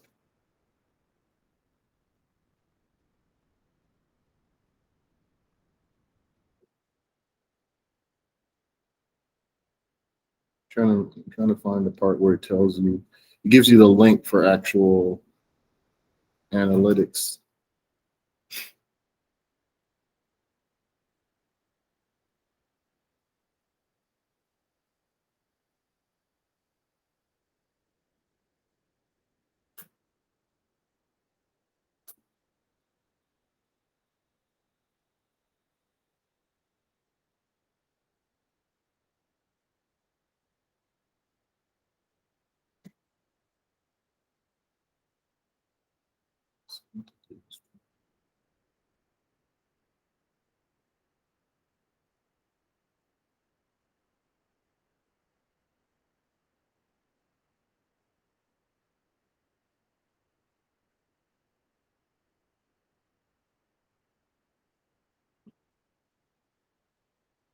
Yeah, give me a second. I'll paste the link in the chat window. Yeah.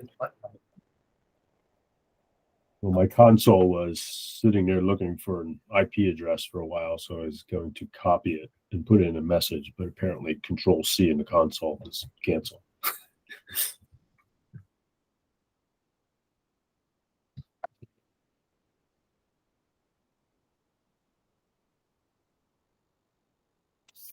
Yeah, if you let me see if this is the one.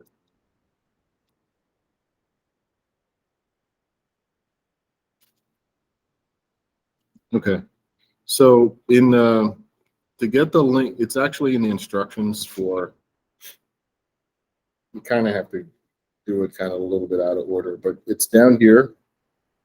Oh, let me make sure everyone sees this. To get the link for the Google Analytics environment, it's this. You copy and paste this link right here. Okay.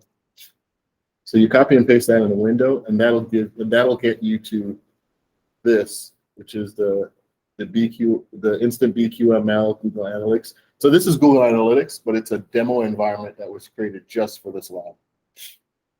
So that's probably one of the pieces missing. And you have to get access to this, you have to be logged in the web browser window with the account that you sent when you created the demo environment. So when you requested access to the demo environment, sorry. Everyone on the line get that? Because that's when you're to fill out the BQML form, it's going to ask you for some Google. So to fill out this form, which you need to fill out this form, it's going to ask you for some Google Analytics data, like this measurement ID, and you're only going to get that if when you come to it. This is actually the link to get all of that data.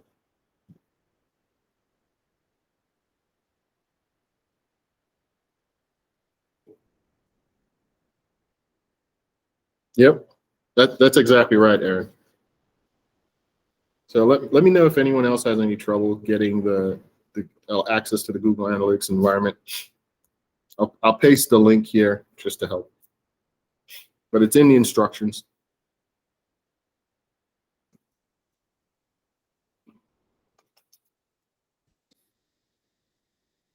So I would been running one of the very first steps, which says, go to the console, click the Cloud Shell, do the stuff, deploy it, do the bash, all that stuff. And that's the one that was running.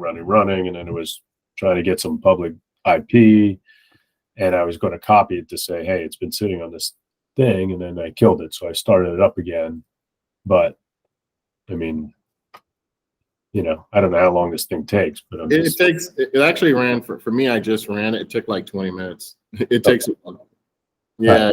I'm still way at the top, I guess. Yeah. And then at the end, it's going to have you download a Python file. You need that file. So I did download something, but I thought it was something you sent me. It's like something.py. Yeah, .py Python, I guess. So what am I supposed to do with that? It doesn't. Just download it. It's used later. Okay. Yeah. So I got that, I guess. So it says prepare front end deployment 4 out of 4. That's where it's at. So that, okay.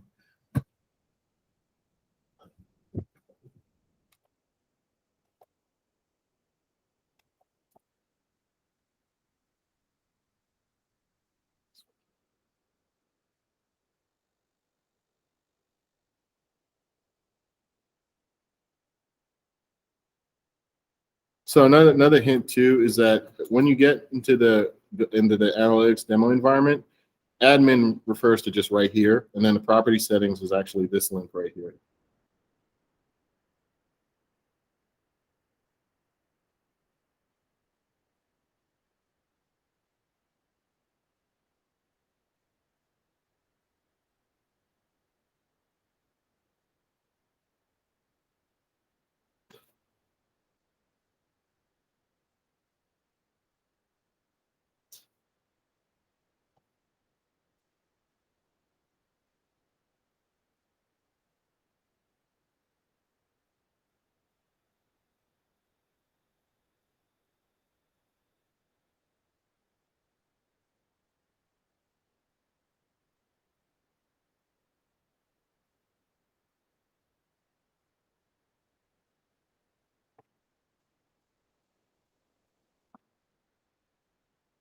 Oh, wait, where's that, man? Oh, it's right outside the store, and it's 4848.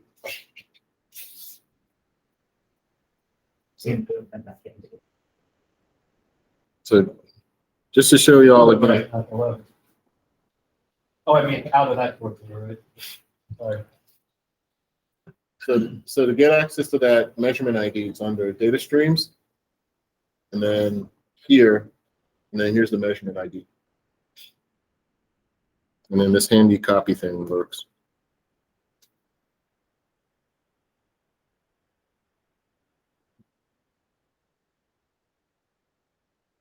And then that's what you copy here on the Instant BQML form.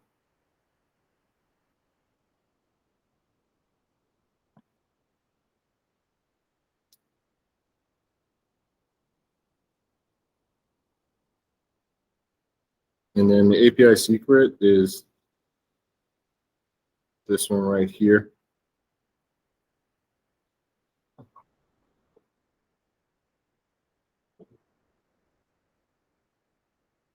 And select the one that says Quick Labs.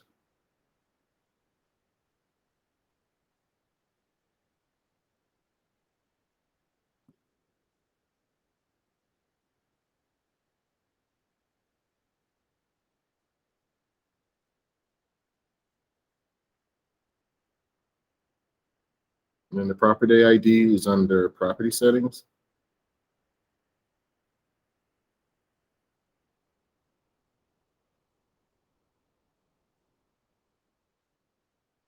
And I selected US.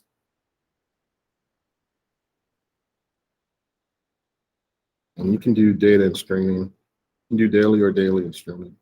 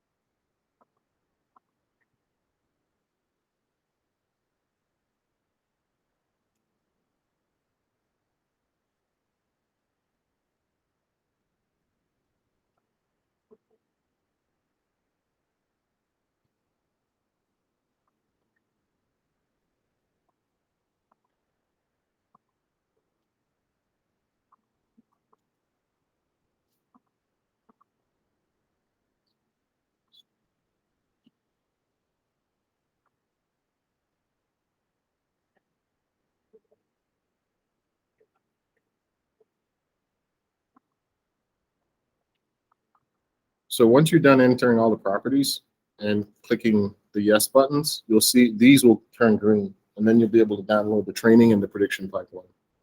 And that's what you'll be importing into using CRM Mint.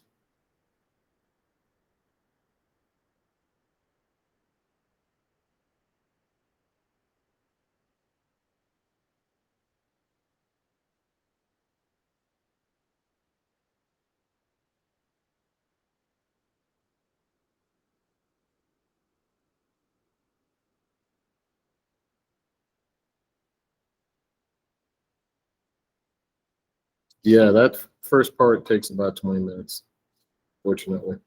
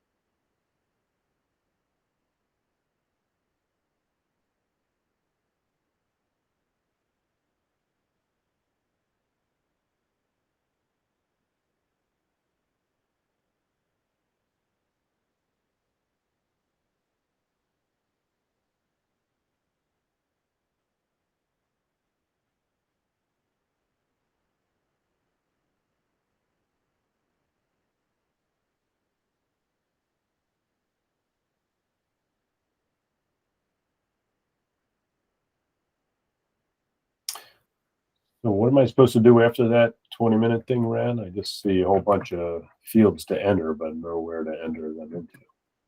Yeah, so that the Instant BQML site, when you go to there, there's a bunch of form fields that you have to copy data from, and then also it gives a bunch of commands. So just like how you got that first command to create the CRM Mint environment, there's a bunch of other commands, and the setup that it has is you'll see like a yes button and then a more details, and you have to click the more details to be able to see the commands. Yeah. So just wait right there. So I copied that light blue thing that says deploy. Right, and then and then the next bunch of drop downs will just tell me what to fill in, but nowhere to fill it into. right, and you're gonna get that information, and you'll see that there'll be a bunch of text boxes to fill out, and the more details will tell you where to get that stuff from. Yeah, I'm not following. I see what I'm supposed to put in, not where I'm supposed to put it into. I mean, are you at this Instant BQML app spot site? I'm looking at the same screen you're looking at. Okay, and like this field right here should be editable. I don't know where you're pointing.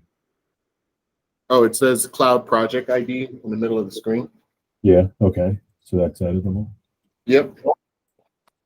And then the more details are showing you where to copy the info from.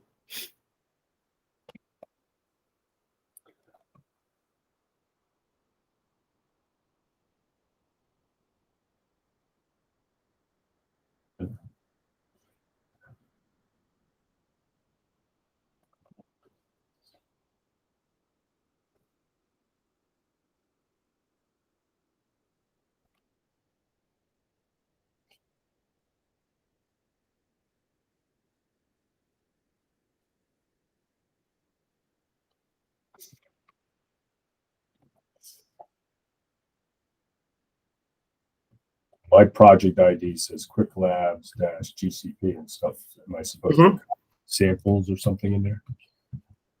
Yeah, no, this is just an example. It'll look something like you see the one I have. It'll be GCP and then a bunch of random numbers like that. All right, so then I go down purchase propensity. Where is that? It's not on my screen. Say that again. So if you scroll down a little bit, so you tell me there's nothing to do on that blue screen. That's an example, and I see that on my screen. Yeah, there's one of them. The first one here doesn't give you anything to do. It just tells you what. It just gives you a description of the different types of propensity. Right. And then it's after that one. And then even the first one, it says, is the export located in the same Google project? You can say yes, because you're going to set it up that way. And then it's the cloud project IDs, the first one where you actually have to enter data. And then Aaron, there's a permissions that you have to set. It's mentioned here in the instructions. You give the service account permissions to the Google. So first was to give the service account permissions to the Google Analytics property. And the next one is to give BigQuery data viewer permission for the service account. And the way to do that is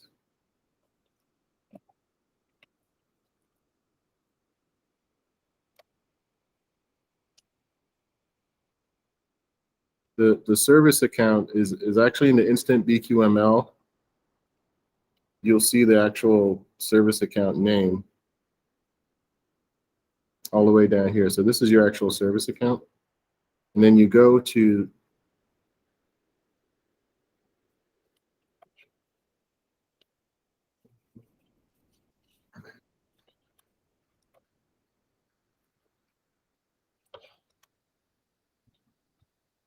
Yeah, I guess I'm stuck. You know, I keep telling you, I see the screen, I see the project ID, I don't know where to put it. And you say that's the first thing we're supposed to put it somewhere, and I keep saying I don't know where to put it.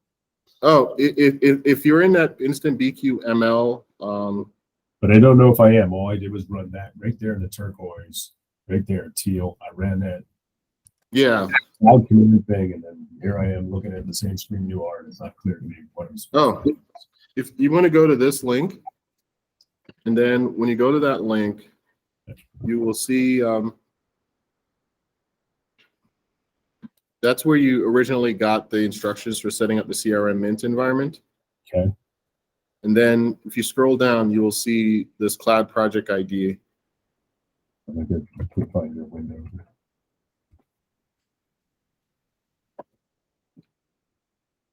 Like have you been able to find the cloud project ID? It's a ways down the page. So this is the top of the page, and then if you scroll down, you'll see the cloud project ID.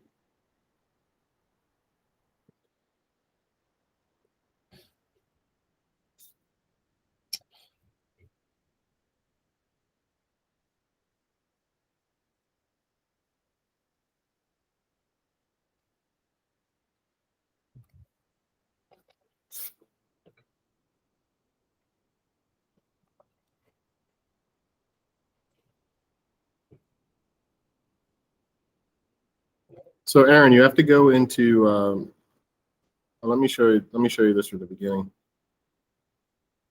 Just go back to your console, click on IM, and then find the service account, which is, it's actually here in the Instant BQML form. You'll see the actual service account. Where is it?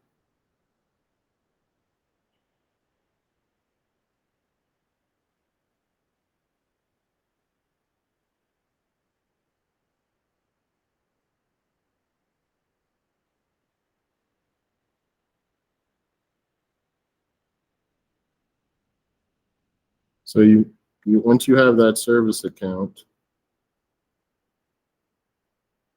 you want to click here, and then click add a role, and then give it BigQuery data viewer.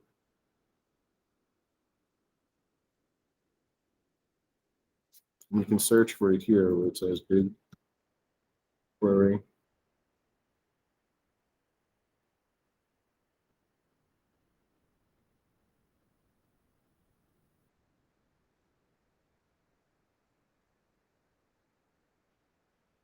And then if you go back to CRM Mint, you should be able to run the pipeline successfully now.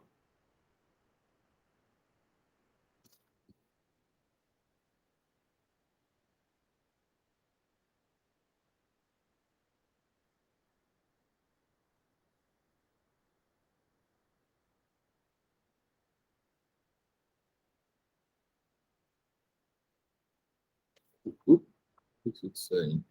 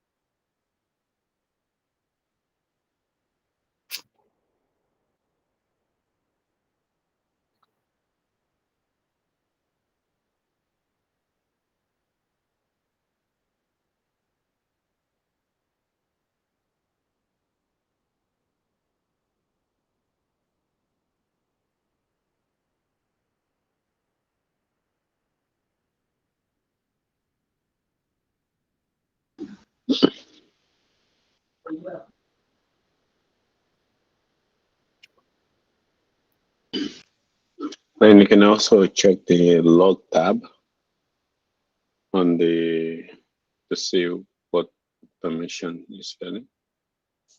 Yeah, I thought it was just the viewer one, right? So let's see.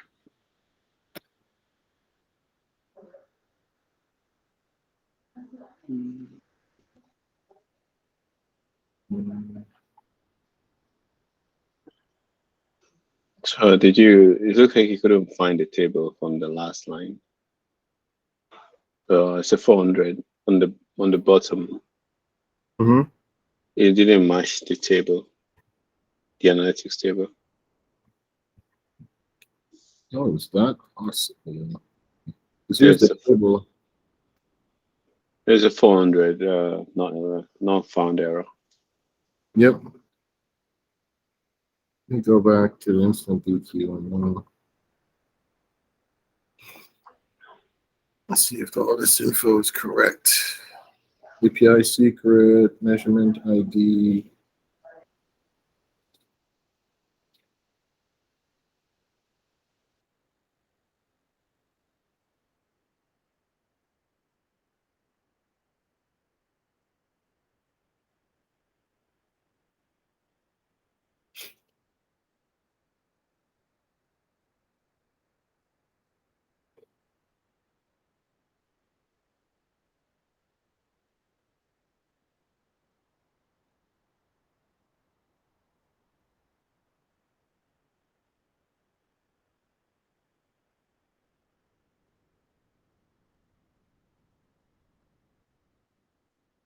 So the fourth part went okay.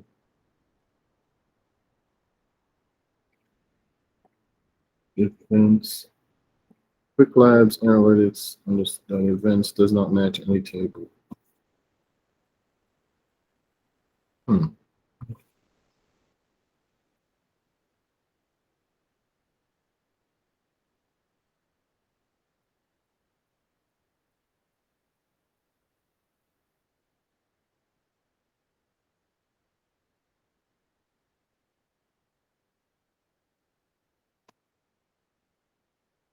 Project.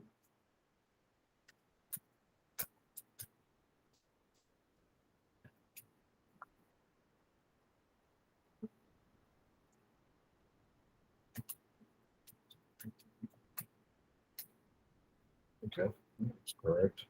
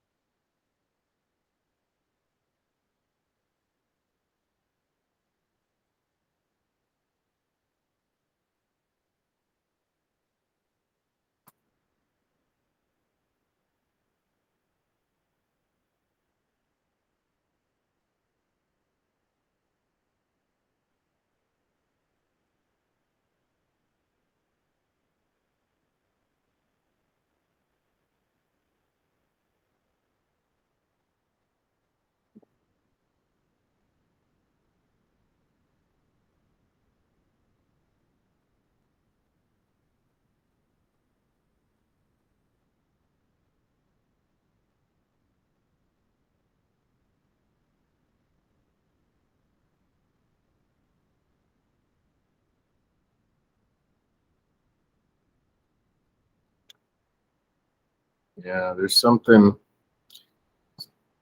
not correct about this for some reason.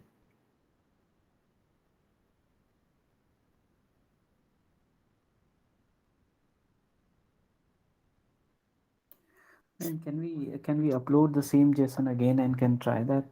Maybe some issue while Yeah. filling up the confidence, and we can.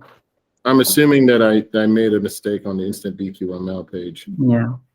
So I'm trying to work my way back.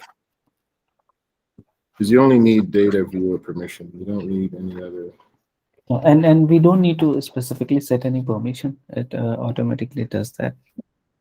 No, you have to set the app spot service account. You have to set it to at least be BQ data viewer. Okay. Yeah, Let me check. Let me check. That's the only thing. I mean,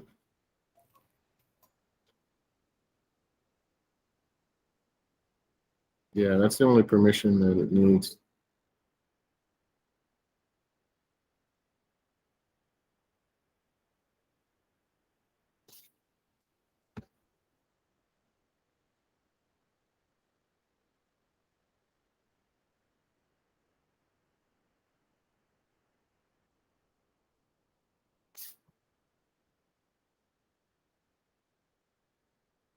I suspect.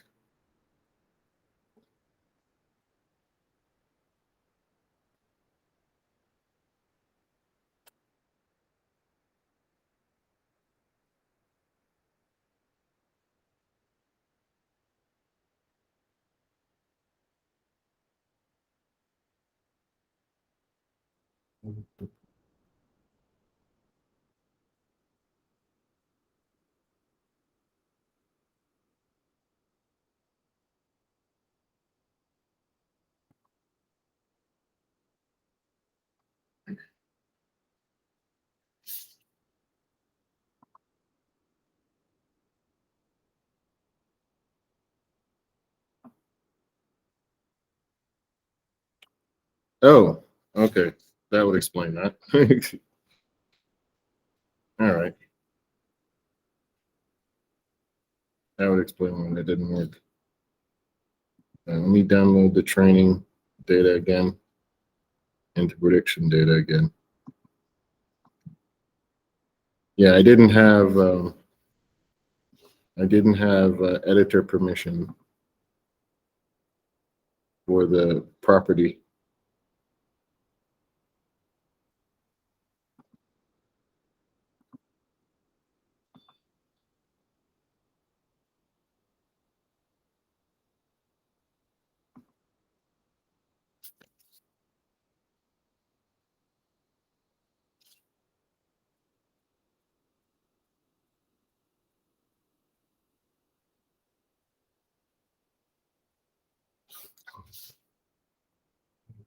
Still coming back with that error.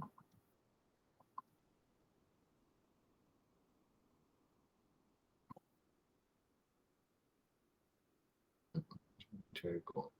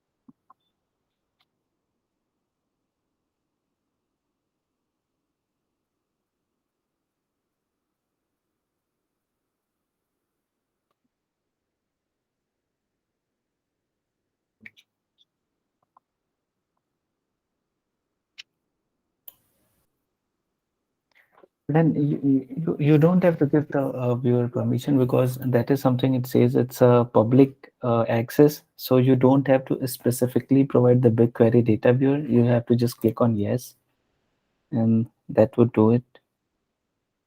Oh, let me see where it says. Yeah. Yeah. Well, I mean, I still don't know why it's.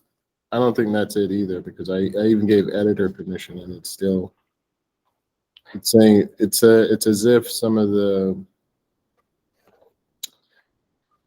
events, there's a model inside of the analytics data set that's not there. Do you want to try? You can actually run the query directly as well in that project, but I don't know if we have access to that. Yeah, we should. Yeah, I never this particular error. I don't think I encountered it when I ran it last week.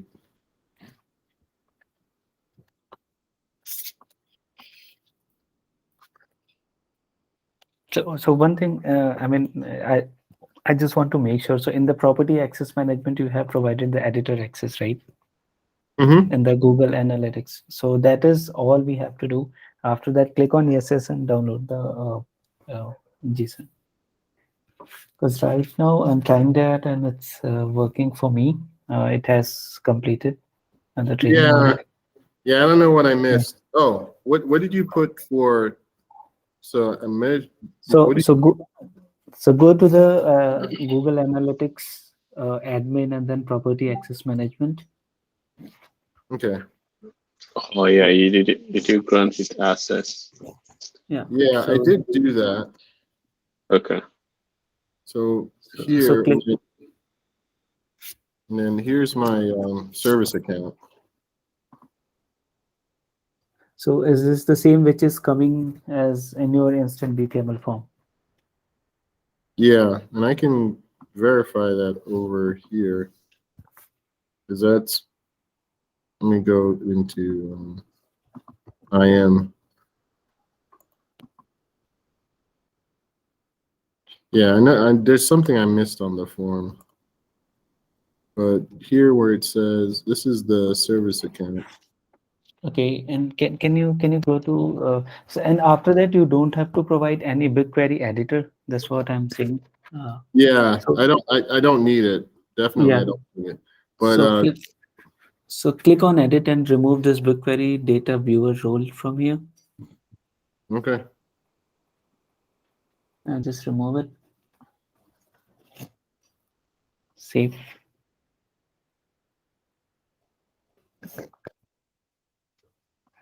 Yeah.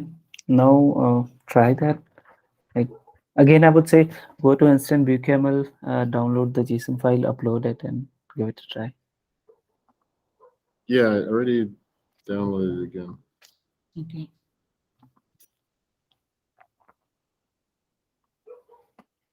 Let's try it again.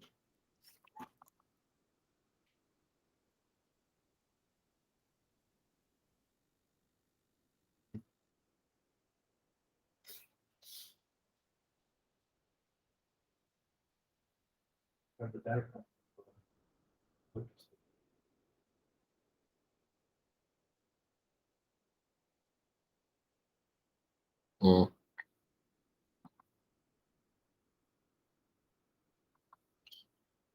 So you entered the cloud project ID. Let me make sure I entered all of this stuff. So I took away that permission. The BigQuery prefix. This is fine for the prefix, right? Or should I enter something different?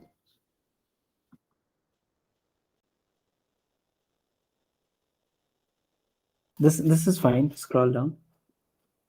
That's fine. That's fine. Scroll down. That's fine. That's fine. Scroll down. Yes. There would be one more option. If you'll scroll up a little bit. So I'm seeing two boxes for yes. One is for cloud service account permission, and another one is for the BigQuery data view.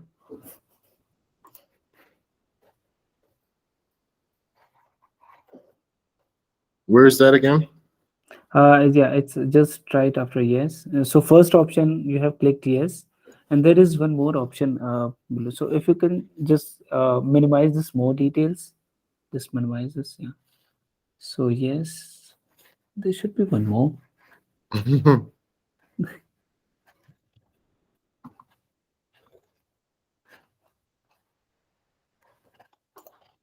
There is one more. Did you add BigQuery data viewer? So one more option is coming in. Okay, let me do one thing.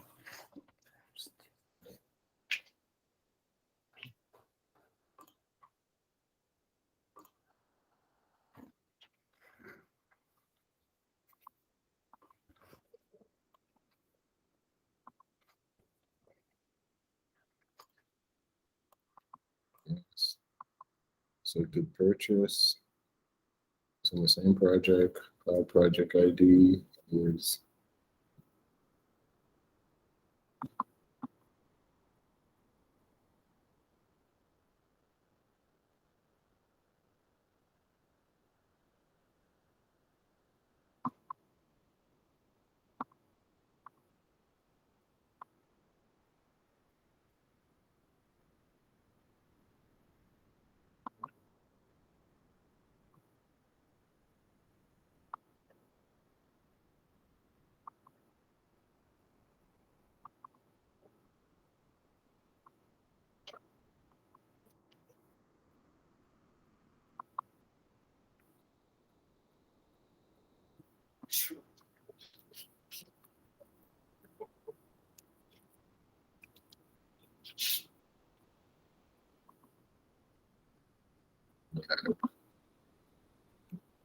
Measurement ID.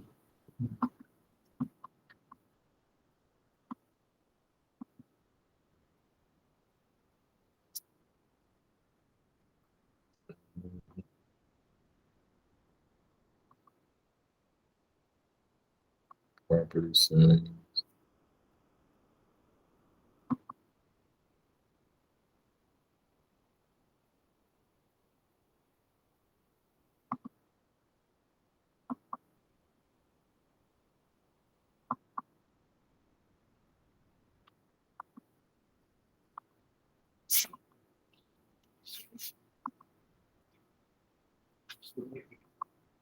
Okay, secret key. What is your winning property setting to this?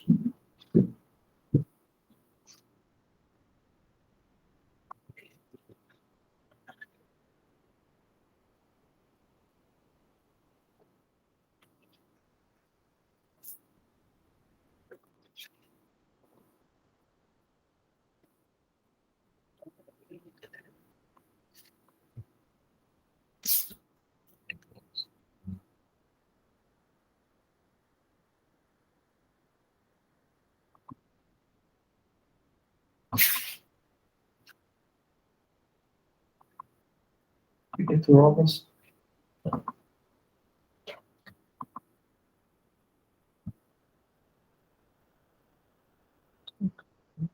You try the R, the C, R, the C, R, that run. Yeah. That started running after like that really long process where you enter those commands in that terminal in the what's it called? The Google Cloud dashboard. Like did all that stuff finish for you? No, it's it was I just typed in 17 and it's just stop. Did it run it or did it fail? Well, a few times last year I lost connection. Oh, really? Sometimes you do have Wi-Fi problems in here. I did 10 because it was geographic, or 11, I think, because it was geographically closest to us. So that might help.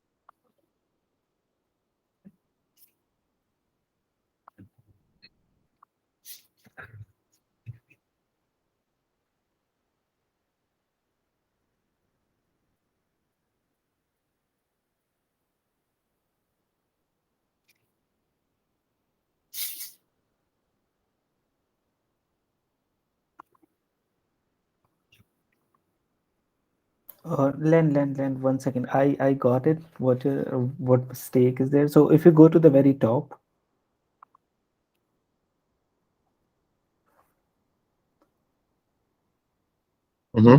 so scroll down, little bit. Yeah, scroll down. So just click this checkbox to know is the GA4 exported, because they are in the different project. And the cloud project ID for GA4 big export is here you have to put instant BQML demo, I guess. Yeah.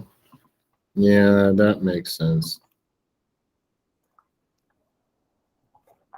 Is it stream ID? Oh. Wait a minute. Oh, what's the project ID again? 1 second, I'm just telling you. It's there. I'm just pasting it in the chat.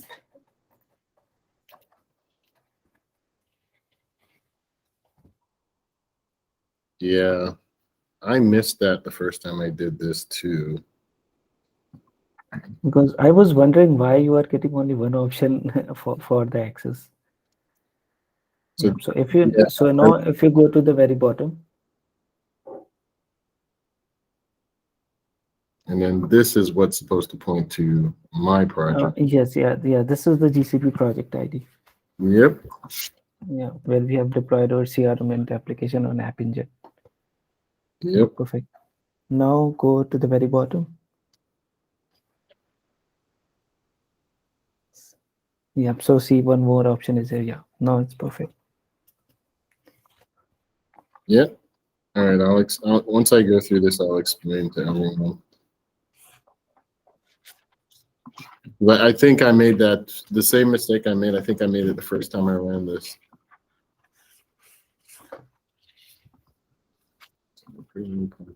Oh. Template.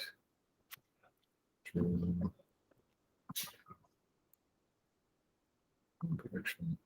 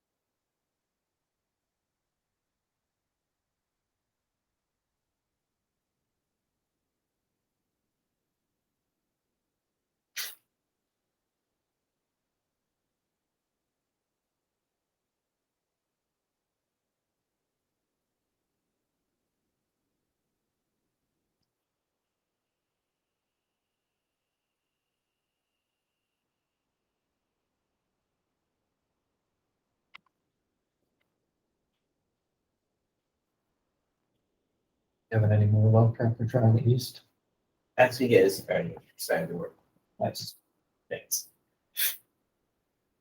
So there's one little detail to the CRM Mint part that I've forgotten since the last time I ran this last week, which is you have to select the Instant BQML project for the source for the analytics data. So all the way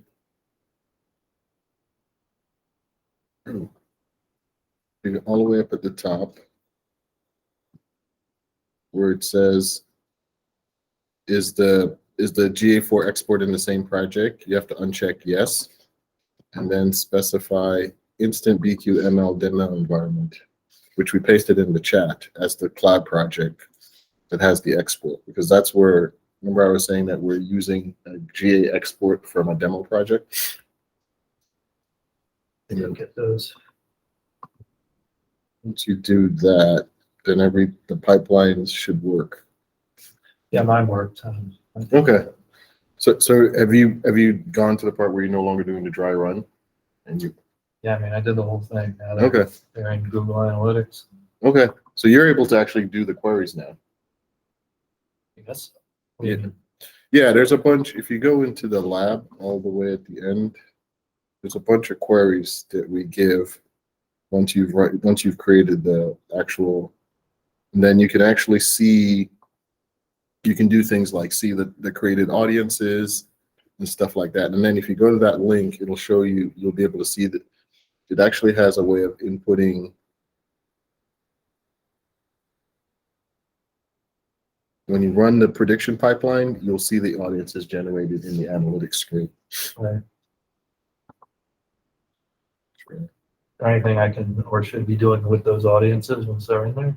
No, it's just to show you a demo. And then if you go to there's actually, what I wanted to do is send you guys a list of more queries that you could run using this model now, because you'll have, like I said, the environment will be up for another till Monday, Tuesday. And then you can actually go run some of these other different queries and see what it's like. And then try, we did purchase propensity, but there's other 5 different models in there. So you can do all of those and then see what it generates inside of Google Analytics when you run those predictions. Okay. So there's purchase percent propensity, there's product propensity, there's a bunch of different ones. And the data is from a sample e-commerce website. So it generates sample data all the time. Mm-hmm. So once you run the predictions, you'll be able to see the results right away.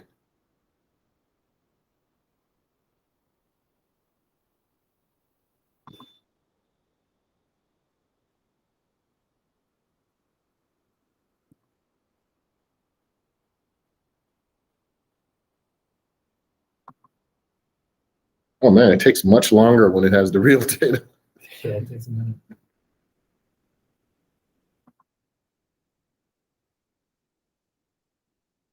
How effective is this stuff? I mean, you guys ran through a bunch of like use cases earlier in the presentation, like real companies and presuming are really using this. Yep. Do you get like a lot of feedback from them that like it's effective? Is it boosting sales numbers? Or? Yeah. I mean, when you go to Home Depot, you see all the stuff that happens in the app. Or do you see, have you ever purchased something at Home Depot and realized they send you an email like a day later and say, hey, we found these other products that you could be interested in. You've gotten those, right? Yeah. That's what that is. So yeah, there's a lot of folks using this. Hey, Benga, are you on? Yeah, I'm here. So I can actually buy something from one of those emails. Can you hear me, Lynn? Yeah, we can hear you, Benga. Okay. So one of my old customer as well is Toyota. They use BQML now to determine whether they should make offers in terms of like what we call like when you want to buy a car, you get like APR 10% off wherever APR and so on. So they're using interesting use cases like that of just using BigQuery to solve this kind of solution. And I think I also know of even marketing agencies that are now using BigQuery to kind of like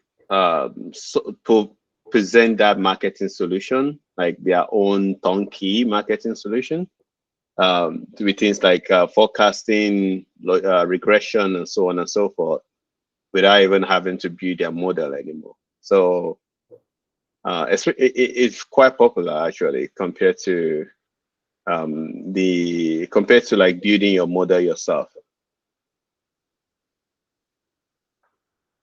Yeah, you'd be surprised. I'm constantly surprised when I find out like something is like that. But some of the big vendors like Home Depot, Toyota is another one, Blue Nile.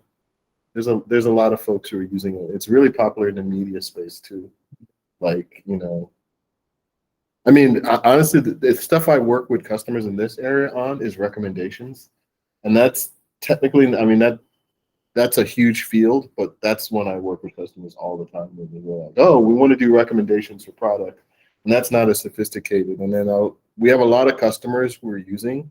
What we found is that there's a lot of customers in this area using Google Ads and Google Analytics. There's a lot of customers who are then going out and building their own model and their own analytics frameworks for handling that. And we were just like, we already have one, so you can use it. It's used by tons of people. It'll just simplify your life, right? You know? So yeah, it's pretty popular.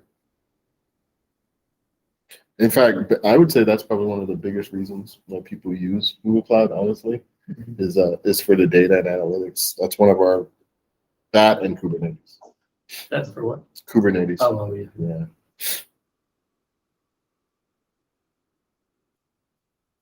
Anyone else with any questions? Well, I think there are a few other people. I think Aaron seems to have been able to get past those steps as well. Are there anybody else able to get through with everything? Yeah, I'm glad to know I was the slow guy today. You're the fall guy for everything. Yeah, exactly. I'm the demo environment. But I guess we can almost start wrapping up, I guess. If there's no questions or anyone has any.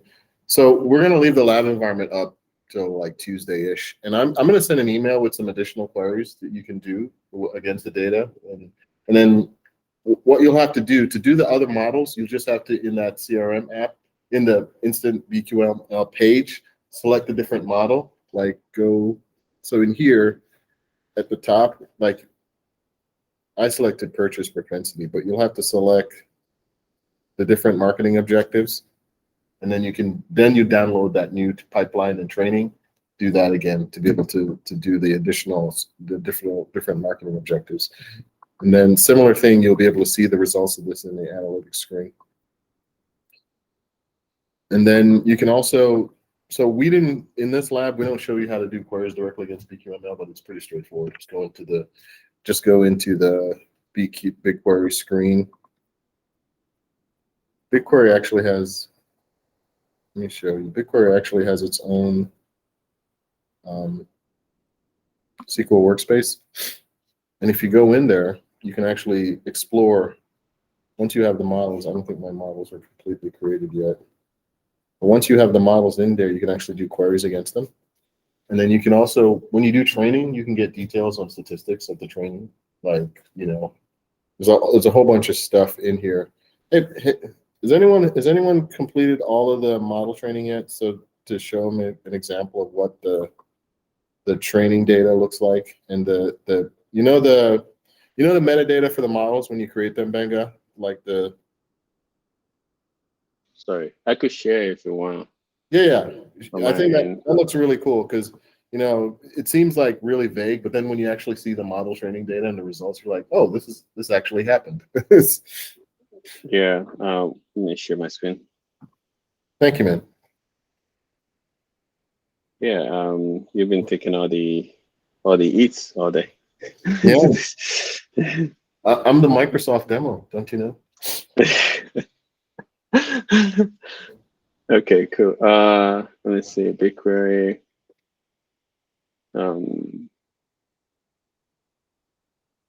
Share my screen.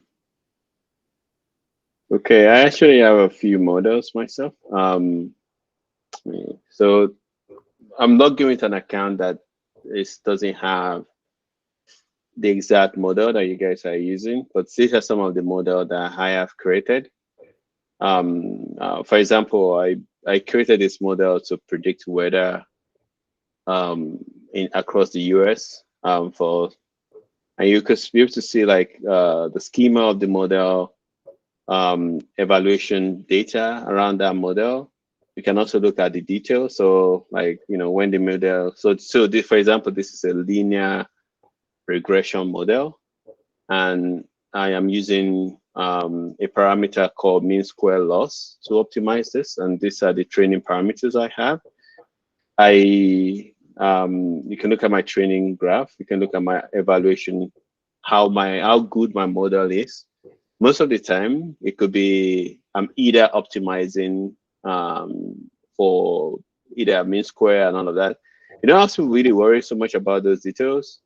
These are what we call features. So data scientists are always talking about features. So features are like what is influencing the data. So for your model, you also have your own specific features. In my case, for this model is the predicted label, which is like, is it gonna rain? Is it gonna be cloudy? Is it gonna be whatnot, and the day and month that this is happening. And the most interesting part really is, let's see if I can find some queries. So let's say I want to query against any of these models. I'm just going to bring some of my, so this query will evaluate that model for me. And I'm just writing query. Now I have trained my model. I can do some what we call evaluation against that model. And in some cases also I can do things like prediction against that model as well. So let me see. So you went through some of these steps, even though for a different problem set, where the first step you created the model, then you evaluated the model, and then you are able to predict against that model. So this is pretty much what it looks like if you're doing this without like directly on BigQuery itself. Any question on this? And so I guess one of the other cool things about this too is that there's a bunch of built-in models into BigQuery, but then we have an auto ML feature that allows you to actually incorporate custom models. So you can actually incorporate your own models into this and have leverage inside of BigQuery. So it's a pretty powerful feature as well. So, I mean, to be honest with you, it's a lot of the built-in stuff is what most folks are going to use. But to have the option of being able to use their own TensorFlow, that kind of like, that's a nice feature. Yeah. And I guess I could. I mean, why not? We got a few more seconds. So I guess I could show you an example of, in this case, I'm using BigQuery to do weather prediction across the state of New York. And this is an example of problems you can solve outside of marketing analytics. So you could really solve all kinds of problems with BQML. Not just marketing analytics, but it's really, I feel like marketing analytics is a very good way because it's very easy to understand things like customer prediction and the rest, but there are more complex problems that people are solving with this platform as well. So yeah, I guess, what can I say to close out? So we really appreciate you guys showing up to spend some time to learn about the platform. We're definitely eager to talk to you more about it. So if you guys are interested in having us come to your company directly to come talk about it, just I'm going to send an email with my contact info. You'll probably already have it if you registered. And yeah, we'll definitely love to come talk to you more about some of this stuff. And we can actually do more in-depth on specific topics. Like this was kind of an intro to predictive marketing, but we can have a much more detailed conversation, a much more detailed labs on this. And like I said, for the Instant BQML, there's actually a specific team that supports it. So literally they can customize a type of hands-on environment for you around what your problem space is, so that you can see an example more detail. And then yeah, we're planning to have these fully my study jams I don't know what the next topic is going to be, but it's probably going to be something related to predictive marketing because that seems pretty popular in this part of town. And thanks again for coming out. And I really want to thank Health Union and Will and his team for hosting us. And I want to thank Sears. Thank you so much for the Sears team. And I can't say enough about Benga and Ashutosh, man. Y'all rocked it. I like it when I'm not the smartest guy on the presentation side. I mean, that works out really well. So I really appreciate you guys here and like making this rock. So thank you guys, and we're gonna make this recording available so that you guys can see some of this stuff. And like I said, the lab environment is still gonna be up. And I don't know if there's anything Ashutosh and Benga want to say to close out. I'll just say something real quick. I think the key is just practice. Think of other problems you can solve with these kind of scenarios. And we'll also send out some links of ideas that you can start solving in terms of real case problems where you can apply ML and automate some of that experience. Yep. What I can say from a sales point of view is that we have also worked with various customers where we have implemented this BQML capabilities, which has helped the customers, especially at the data analysts, to write just SQL statements and in order to create any ML model. We also have use cases, and if you come across anything like or any customer where you want to work with us, please let us know. We will be also able to help you out in any way we can. Yeah, here at Google Cloud, we're partner first. So if you're a customer who doesn't have the expertise or doesn't need some help making something happen, you can definitely, we have tons of partners partners like Sears spent all day doing this. so if you want to, that definitely is a recommendation. If you want to ramp up quickly, engage with a partner like them because they're the ones who literally work with our biggest customers on some of this stuff. So definitely thank you for the Sears crew. And thank you all, everyone, for showing up. And yeah, I think I'm about to sign off. And like I said, we'll make this recording available later to all the folks who registered on this email. And keep playing around with the labs and look out for the next event that we're going to have. It's probably going to be something related to BigQuery, I can tell you. But yeah, thank you guys so much. Bye. Thank you. Thank you, guys. Bye-bye.